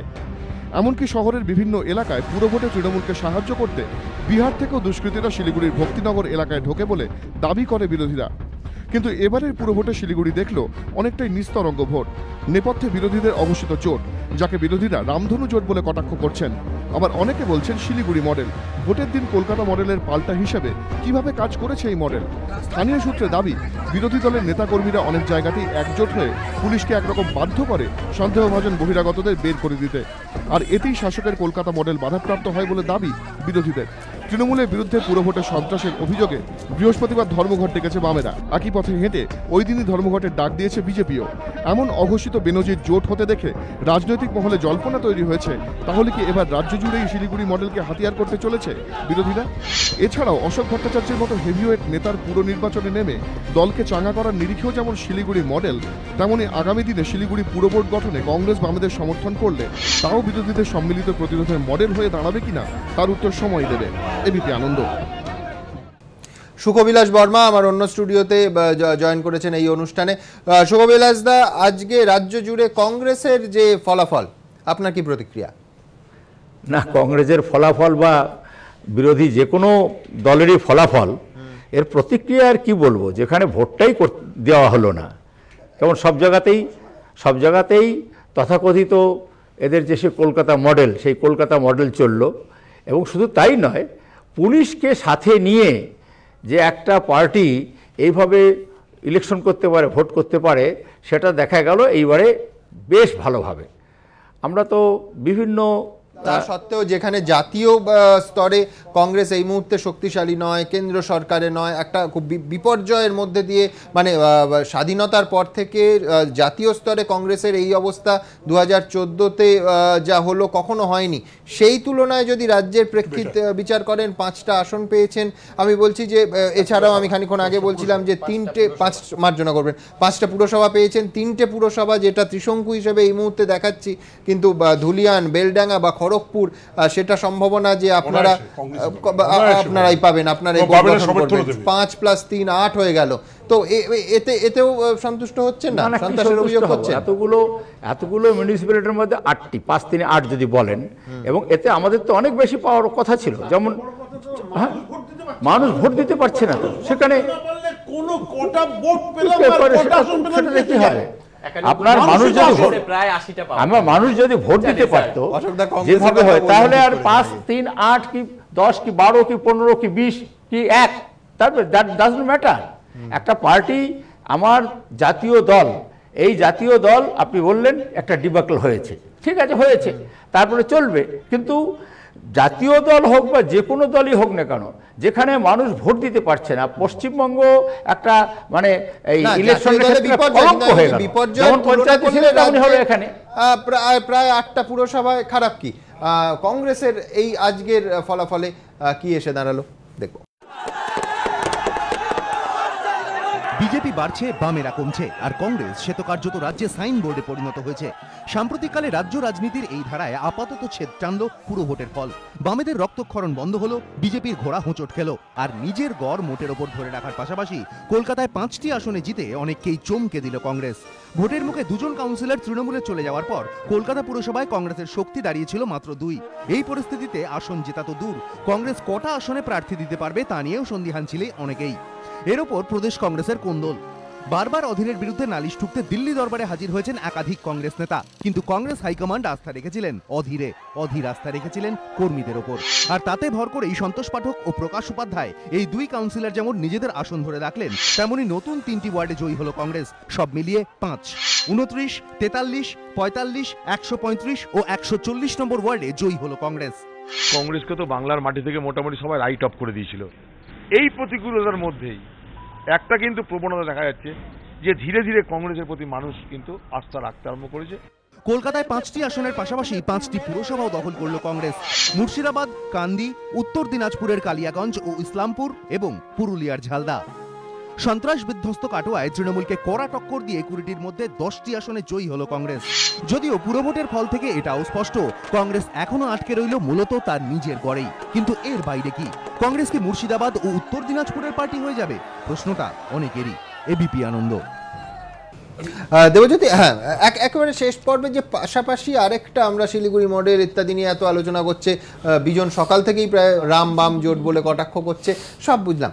30 তারিখে এই নির্বাচনে সন্ত্রাসের প্রতিবাদে ধর্মঘট, বিজেপি সেই ধর্মঘটকে যদিও 2 ঘন্টা সময়সীমা কমিয়েছে কিন্তু সমর্থন করছে। কোথাও কি আলাদা বিজেপি ডেকেছে, একই সঙ্গে বিজেপিও ডেকেছে 30 তারিখে। কোথাও কি একটা নতুন রাজনৈতিক সমীকরণ, বিরোধীদের একটা নতুন চেহারা শাসকের মোকাবিলায় তৈরি হচ্ছে? শুধু নির্বাচন নয়, নির্বাচনের বাইরেও। আমার মনে হচ্ছে যেটা বিজেপির সঙ্গে হয়তো সম্ভব নয়, হয়তো কেন সম্ভব নয়, কংগ্রেস আর লেফটের মধ্যে কিন্তু এটা হতে চলেছে।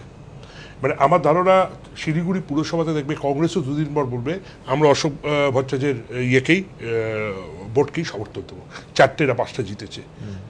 না, মতাদর্শগত না, আমি বলছি রাহুল সিনহাই কিন্তু প্রথম রাজভবন থেকে বেরিয়ে যে এই কংগ্রেস এবং মানে বুথ দখলের বিরুদ্ধে এই ডাক দেয়া এবং মানে বিরোধী শক্তিকে একদম নাম করে সিপিএম এবং কংগ্রেসের নাম করে আহ্বান জানিয়েছিলেন।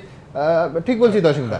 একদম মানে আমি বলছি মতাদর্শগত বাম এবং বিজেপির তফাৎ নিয়ে আমাদের কারুর সন্দেহ নেই, কিন্তু কোথাও একটা যে আসলে আমাদের রুলিং পার্টির বিরুদ্ধে এক করার ডাকটা বিজেপি থেকেও এসেছিল। বিজেপি না সেইভাবে মাঠে ময়দানে নেই, এইটা আমার মনে হচ্ছে। যে রিঙ্কু দেবী যেখান থেকে জিতেছেন, উনি বলছিলেন একটু আগে যে বাবে বিজেপিকে টার্গেট করছে তৃণমূল। তুমি দেখো, আমি বলছি আমার অভিজ্ঞতা বরঞ্চ আমাদের ওয়ার্ডগুলোতে আমি একটা কথা বলি, মানে আমাদের ওয়ার্ডগুলোতে দেখা যাচ্ছে যে তৃণমূলের পোলিং এজেন্ট বসেছে বিজেপির পোলিং এজেন্টের ফর্ম নিয়ে। মানে আমাদের তো আমরা জানি যে একজন ক্যান্ডিডেট পিছু একজন হচ্ছে থাকে, একজন হচ্ছে রিলিভার থাকে, সেখানে দেখা যাচ্ছে 3 জন করে বসেছে। মানে এটা সম্ভব কি করে? মানে বিজেপির থেকেও মানে বিজেপির পোলিং এজেন্টের ফর্ম নাম হচ্ছে উমুক ক্যান্ডিডেট, কিন্তু দেখা যাচ্ছে যে পোলিং এজেন্ট যে সে হচ্ছে এলাকার সক্রিয় তৃণমূল কর্মী। মানে আমার এলাকায় ভোট ভাগাভাগি হলে সেটা তৃণমূলের সুবিধে, সেই জন্য একটা বিরোধী দলকে স্ট্রেনথেন করার মানে পলিটিক্যাল অবজেক্টিভটা আমি প্রত্যক্ষ পলিটিক্যাল অবজেক্টিভটা তো রিঙ্কু তো পরিষ্কার যে বিরোধী ভোট ভাগাভাগি হলে শাসকের সুবিধা, সেটা যে ফর্মেই হোক না কেন। শুনুন, আমি এইটা বলছি, এই যে যাদবপুর, মুকুন্দপুর, সন্তোষপুর, গড়িয়া, এই জায়গায় দেখা গেল যে ওই কান্তি গাঙ্গুলির ছেলে সুজন চক্রবর্তী এরা নেবে প্রতিরোধ করলো, এই রিঙ্কু দেবীও ছিলেন নেবে, বারবার কথা এই ঘটনা আসছিল, দেখো ওখান থেকে জিতে এসছে। আমি বলছি যেটা যদি ময়দানে নেবে চোখের সঙ্গে চোখটা রেখে যদি কথা বলা যায়, যদি বুথটাকে আটকে দেওয়া যায়, যেটা শিলিগুড়ি দেখে দিল, তাহলে কিন্তু জেতা যায়। বিজেপির বোধহয় সম্ভবত ভোটের দিন লক্ষ্য করে দেখবে যেখানে বিজেপির খুব ভালো অবস্থা, এই যে তোমার জোড়াসাঁকো থেকে আরম্ভ করে বড়বাজার, সেখানেও বহু জায়গায় বিজেপির এজেন্ট ছিল না, বিজেপির এজেন্ট চলে গেছে।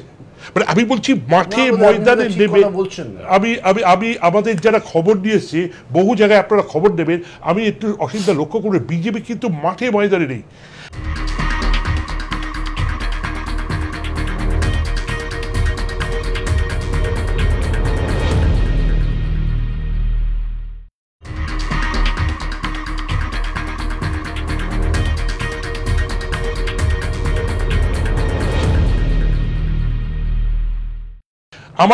আমার যেটা মনে হয়েছে প্রথমে প্রার্থী নিয়ে আপনাদের ঝামেলা, তার আগে আপনারা যেভাবে সুব্রতটা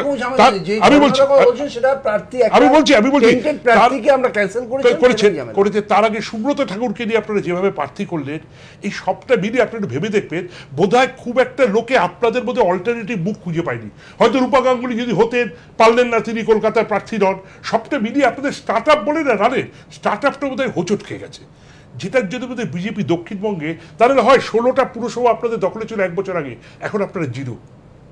এটা কেন হবে? না, এটা পার্সপেক্টিভটা পুরসভার পার্সপেক্টিভ সম্পূর্ণ অন্য। এবং দ্বিতীয়ত সন্ত্রাস যে ভয় করবে, সন্ত্রাসটা দিবস নয়, কোথাও সংগঠনটা মনে হচ্ছে সেইভাবে আপনারা করতে পারেন। আজকে চিফ মিনিস্টারের মেইন টার্গেট কিন্তু আমরা, সিপিএম নয়, কংগ্রেস নয়, তার মেইন টার্গেট আমরা।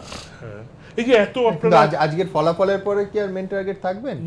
মানে আমি বলছি চিফ মিনিস্টার, আমি বলছি রাজনৈতিকভাবে ফোকাসটা তো বামেদের দিকে ঘুরে যাবে। সিপিএম কে বারংবার এনলাইটেন করতে চেয়েছেন, একদমই ভুল কথা। আচ্ছা ফাইন, আমি একবার দ্রুত দেখে নেব যে ত্রিশঙ্কু যেগুলো আমরা দেখাচ্ছিলাম 11টা পুরসভা ত্রিশঙ্কু অবস্থা, সেখানে কি সম্ভাবনা, কোন দিকে যাওয়ার সম্ভাবনা, কারা এই ত্রিশঙ্কু অবস্থা থেকে বোর্ড তৈরি করতে পারে, কাদের সাহায্য নিয়ে? দেখুন, এবারের পুরভোটে রাজ্যের একাধিক পুরসভায় ম্যাজিক ফিগার ছুঁতে পারেনি শাসক বিরোধী কোনো দলই। এই পরিস্থিতিতে প্রশ্ন উঠেছে এই ত্রিশঙ্কু পুরসভাগুলোর কি হবে, কাদের হাতে যেতে পারে পুরবোর্ডগুলির লাগাম। আর এই প্রেক্ষিতেই উঠে আসতে শুরু করেছে একাধিক সমীকরণের সম্ভাবনা। মুর্শিদাবাদের ধুলিয়ান পুরসভার 21টি ওয়ার্ডের মধ্যে তৃণমূল পেয়েছে 6টি, বামেরা 2টি, বিজেপি পেয়েছে 4টি, কংগ্রেসের ঝুলিতে গিয়েছে 8টি ওয়ার্ড এবং অন্যান্যরা পেয়েছে 1টি। রাজনৈতিক মহলের একাংশের মতে এই পরিস্থিতিতে পুরবোর্ড গঠন করতে হলে কংগ্রেসকে হয় তৃণমূলের সঙ্গে জোট বাঁধতে হবে, সেক্ষেত্রে কংগ্রেসের 8টি এবং তৃণমূলের 6টি মিলিয়ে দাঁড়াবে 14টি আসন, অর্থাৎ ম্যাজিক ফিগারের থেকে বেশি। আর তা যদি না হয় তাহলে বাম ও নির্দলের সমর্থন প্রয়োজন হবে কংগ্রেসের, তবেই তারা পুরবোর্ড গড়তে পারবে। মুর্শিদাবাদের 14টি আসন বিশিষ্ট বেলডাঙ্গা পুরসভায় বামেরা পেয়েছে 4টি, বিজেপি জয়ী হয়েছে 3টিতে, কংগ্রেস পেয়েছে 7টি। এখানে বামেদের সমর্থন পেলে পুরবোর্ড গড়তে পারে কংগ্রেস, সেক্ষেত্রে তাদের মিলিত সংখ্যা দাঁড়াবে 11, ম্যাজিক ফিগারের থেকে বেশি। বামেদের সঙ্গে জোটের সিদ্ধান্ত স্থানীয় নেতৃত্বের উপর ছেড়ে দিলেও তৃণমূলের সঙ্গে লেনদেনের সম্ভাবনা খারিজ করে দিয়েছেন প্রদেশ কংগ্রেস সভাপতি। না, এখনো কোনো হয়নি, এগুলো সব লোকাল লিডাররা ঠিক করে, তো এগুলো নিয়ে আমাদের কিছু ভাবনা চিন্তা করা হয়নি। তৃণমূল থেকে সমর্থন নেওয়া বা তাদেরকে দেওয়াও কি একটা অপশন? না না না না, একদম কিছুই নেই। আরেক ত্রিশঙ্কু পুরসভা রামজীবনপুর। 11টি আসনের এই পুরসভায় তৃণমূল পেয়েছে 5টি ওয়ার্ড, বিজেপি 2টি এবং অন্যান্য 4টি। এখানে বিজেপিকে সঙ্গে নিয়ে অন্যান্য বোর্ড গঠন করতে পারে কিংবা অন্যান্য সমর্থনে তৃণমূল বোর্ড গঠন করতে পারে। একইভাবে 35টি আসনের খড়গপুর পুরসভায় তৃণমূল পেয়েছে 11টি, বামেরা জিতেছে 6টি, বিজেপি 7টি এবং কংগ্রেস জিতেছে 11টি আসনে। এক্ষেত্রে পুরবোর্ড গড়তে হলে জোট বাঁধতে হবে 3 বিরোধী দলকে। বাঁকুড়ায় আবার 24টির মধ্যে 12টি ওয়ার্ড পেয়েছে তৃণমূল, বামেরা পেয়েছে 5টি, বিজেপি 2টি, কংগ্রেস 1টি এবং অন্যান্যরা জিতেছে 4টি আসনে। এক্ষেত্রে অন্যান্য কাউকে সঙ্গে পেলেই তৃণমূলের বোর্ড দখলের পথ সাফ হয়ে যেতে পারে। পুরাতন মালদার ওয়ার্ড সংখ্যা 20, তৃণমূল পেয়েছে 10টি, বামেরা পেয়েছে 2টি, বিজেপি জিতেছে 5টিতে এবং অন্যান্য পেয়েছে 3টি। এক্ষেত্রেও নির্দলদের কাউকে সঙ্গে পেলে পুরো বোর্ড গঠন করতে পারে তৃণমূল। 20 আসনের কোচবিহার শহর পুরসভায় তৃণমূল পেয়েছে 10টি আসন, বামেরা পেয়েছে 8টি এবং অন্যান্য 2টি। এক্ষেত্রেও নির্দলের সমর্থন নিয়ে পুরো বোর্ড গড়তে পারে শাসক দল। তবে রাজনৈতিক খেলায় অবশ্য কোনো সমীকরণই অসম্ভব নয়। এই পরিস্থিতিতে শেষমেশ এই ত্রিশঙ্কুর ভাগ্য কোন পথে এগোয় সেটাই দেখার। এবিপি আনন্দ। সুখবিলাস বর্মার কাছে যাব। সুখবিলাস বাবু, কোথাও কি বামেদের এবং কংগ্রেসের এই রাজ্য রাজনীতির প্রেক্ষিতে কাছাকাছি আসার সম্ভাবনা খুলে যাচ্ছে? না, সে সম্ভাবনা তো আছেই, কারণ আগামী দিনে যদি এই তৃণমূল কংগ্রেসের মতো একটা কি পার্টি বলবো, সেই রকম পার্টিকে যদি যারা গণতন্ত্রের কিছুই মানে না, প্রশাসনের কিছু মানে না, আইন কানুনের কিছু মানে না, সব কিছুর পরিপ্রেক্ষিতে যদি এদেরকে আটকাতে হয়, তাহলে তৃণমূল কংগ্রেসের এগেনস্টে বাম এবং কংগ্রেস একটা দিকে যাওয়া উচিত বলে আমি মনে করি। কি হবে সেটা অবশ্য এখনো বলা যায় না, তবে সেই সম্ভাবনাটা আরও যেন উজ্জ্বল হয়ে গেল এই এর পরে, এই আপনার পৌর নির্বাচনের পরে। অশোক বাবু কি বলছেন? আমার কথা হচ্ছে যে এখনো পর্যন্ত বামেদের যেটা ঘোষিত অবস্থান সেটা হচ্ছে কংগ্রেস এবং বিজেপি থেকে সমদূরত্ব, কিন্তু রাজনৈতিকভাবে কংগ্রেসের সঙ্গে বামেদের সমঝোতার মতো এখনো কোনো পরিস্থিতি তৈরি হয়নি। আর তাছাড়া এই ধরনের ক্ষেত্রে নীতি সর্বভারতীয় ক্ষেত্রে কি হবে সেটা বিবেচ্য, কিন্তু শিলিগুড়িতে বোর্ডটাই তো তাই ছিল। না না, কিন্তু বলছি পৌরসভা গঠনের ক্ষেত্রে, কংগ্রেস এবং বামফ্রন্ট পৌরসভা গঠনের ক্ষেত্রে তাৎক্ষণিকভাবে এ ধরনের কোনো সমঝোতা হতে পারে বহু ক্ষেত্রে। আর দিল্লিতে তো একেবারে তৃণমূল বিজেপি গলা জড়াজড়ি ভাব, জমি বিলটা পাস হয়ে গেল বলে 30 তারিখ কি হচ্ছে, জমি বিল পাস, এবং 30 তারিখে ট্রেড ইউনিয়ন ধর্মঘট ডেকেছে সবার আগে, ট্রেড ইউনিয়ন পথে নেমেছে, ট্রেড ইউনিয়ন সবার আগে ধর্মঘট ডেকেছে 30 তারিখে। আর আমি বলবো প্রত্যেকটি গণতন্ত্র প্রেমী মানুষ ওই দিন ধর্মঘটকে সমর্থন করুন, পথে বেরোবেন না, ধর্মঘট করে প্রতিবাদ জ্ঞাপন করুন। আর একটা জিনিস আমার কাছে মনে হচ্ছে, এই ইলেকট্রনিক মিডিয়ার যার একটা বিরাট কন্ট্রিবিউশন আছে মনে হচ্ছে, ইলেকশনটা না ক্রমশ মনে হচ্ছে আমেরিকার প্রেসিডেন্সিয়াল ফর্ম ইলেকশনের দিকে যাচ্ছে। মুখ চাইছে মানুষ, একটা মোদি, একটা কেজরিওয়াল, একটা মুখকে ঘিরে একটা অশোক ভট্টাচার্য, একটা মুখকে ঘিরে বিজেপি, একটা মুখ মমতা বন্দ্যোপাধ্যায়, মমতা বন্দ্যোপাধ্যায় ডেফিনেটলি ধরো লোকালাইজ, তুমি ধরো এখনো যে মুর্শিদাবাদে ভালো রেজাল্ট করছে মমতা বন্দ্যোপাধ্যায়ের নামেই ভোট হয়, কোনো সন্দেহ নেই। কিন্তু আমি বলছি তৃণমূলের প্রজেক্টেড মেয়র তো শোভন চট্টোপাধ্যায় ছিলেন, কতদিন আগে ঘোষণা করা হয়েছে যে আমরা জিতলে শোভন চট্টোপাধ্যায় মেয়র হবে, কোনো দ্বিধা ছিল না, এই খারাপ অবস্থা অ্যাম্বিগুইটি ছিল না। খারাপ অবস্থা দেখো অধীরকে দেখে দেখো মুর্শিদাবাদটা ভালো রেজাল্ট হচ্ছে। ফলে একটা মুখ আমার মনে হয় বিজেপির বোধহয় সব থেকে বড় যেটা এবারে মানে ব্যর্থতা, বিজেপি একটা কলকাতা শহরে মুখ, যাকে মুখ আমার মেয়র মুখ, এই লোকটাকে মেয়র করবো এইরকম একটা মুখকে দিয়ে ওরা নামতে পারেনি। ঠিক বিজেপিও তুমি লেফটও তুমি দেখো এপাশে এখানে সেরকম রূপা বাগচি লোকসভাতেই হেরেছেন, বহুদিন ধরে যাচ্ছে ওখানে বিরোধী দলনেতা, মানে একটা ফ্রেশ মুখকে নিয়ে যে নামা। আমার অশোক ভট্টাচার্যকে দেখে মনে হচ্ছে যে এই প্রেসিডেন্সিয়াল ফর্মে মানুষও বোধ হয় এবং ভারতবর্ষের ইতিহাসে যেভাবে বিজেপি তার গঠনতান্ত্রিক সমস্যা সরিয়ে রেখে মোদীকে প্রজেক্ট করে 2014 লোকসভা হয়েছিল, এটা ইতিহাস। ধরো 70 নম্বর ওয়ার্ডটা যে আমরা বলছি, তুমি তো সাউথ ক্যালকাটার ছেলে, চক্রবেড়িয়াটা মূলত হচ্ছে গুজরাটি অধিবাসীরা থাকে, মূলত বাঙালি ওখানে খুব কম। ফলে ওইটা দিয়ে কিন্তু বিজেপি হ্যাবক সাউথ ক্যালকাটা বেড়ে গেল, এটা বোঝা যাবে না। আমার মনে হচ্ছে অসীমবাবু খুব প্রবীণ মানুষ, যে আপনাদের মধ্যে সামনে বিধানসভা ভোট একটা মুখ দরকার, যে মুখটাকে সামনে রেখে ওনারা এগোতে পারবেন, কারণ লড়তে হবে মমতা বন্দ্যোপাধ্যায়ের সঙ্গে। 30 তারিখের বন্ধ নিয়ে মানে যেটা শুরু হয়েছিল শিলিগুড়ি মডেল, সেই মডেলটাকে কেউ কেউ সকালে বললেন গণতন্ত্রের মডেল, আমি বলছিলাম না বন্ধ যখন ডাকা হয়েছে তখন শিলিগুড়ি মডেল দিগন্তেও ছিল না, তার পরবর্তী যখন রেজাল্ট বের হওয়ার পর তখন এলো শিলিগুড়ি মডেল চলে এলো। আমি তখন বলছিলাম সুবিধাবাদী মডেল, আসলে তার আগেই এক্ষুনি হেরে গেছে বলে কোথায় শিলিগুড়িতে অন্য জায়গায় তো অনেক জায়গায় জিতেছি, সেটা না না সুবিধাবাদী কেন বলতে তার ব্যাখ্যাটা দিই, আমার সময় প্লিজ একটু শুনে নিন। সুবিধাবাদী মডেল বলার কারণ হলো এর আগেই কংগ্রেস কিন্তু সমর্থন করেছিল, কংগ্রেসকেই সমর্থন করেছিল বামেরা, বললো না আমাদের সমদূরত্বর বিষয়। আসলে যখন বামপন্থীরা ক্ষমতায় ছিল তখন শাসনের বাইরে ছিল, শাসনের পরে এসইউসিকে সঙ্গে নিয়ে নিল, আবার বলছে বামেদের সঙ্গে রামেদের জোট হয়ে সেই বন্ধটাই চলে এলো। আমার সময় একেবারে শেষ, আপনাদের অসংখ্য ধন্যবাদ।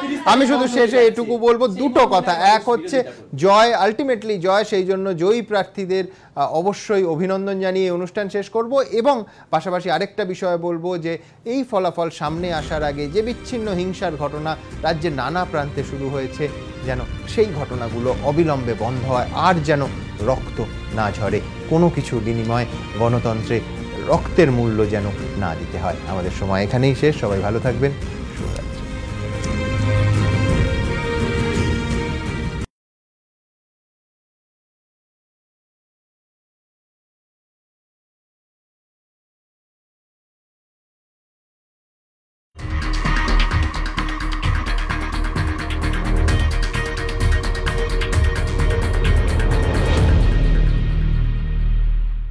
নিবেদন করছেন গ্ল্যামার ওয়ার্ল্ড আয়ুর্বেদিকের গ্লো ফেয়ার ময়শ্চারাইজার মেল, দেয় উজ্জ্বল মসৃণ ত্বক, পাওয়ার্ড বাই অশোকা ফুটওয়্যার। পড়লেই জানবেন। সহযোগী নিবেদক Vivekananda hospital Durgapur, complete heart and brain stroke treatment, Lafarge Duraguard cement, মজবুত এমন সুরক্ষা আজীবন, আত্রেয় নির্মাণ, আত্মিক নির্মাণের রূপকথা এবং dolphin school of hotel management course থেকে শুরু করে বিদেশে চাকরি।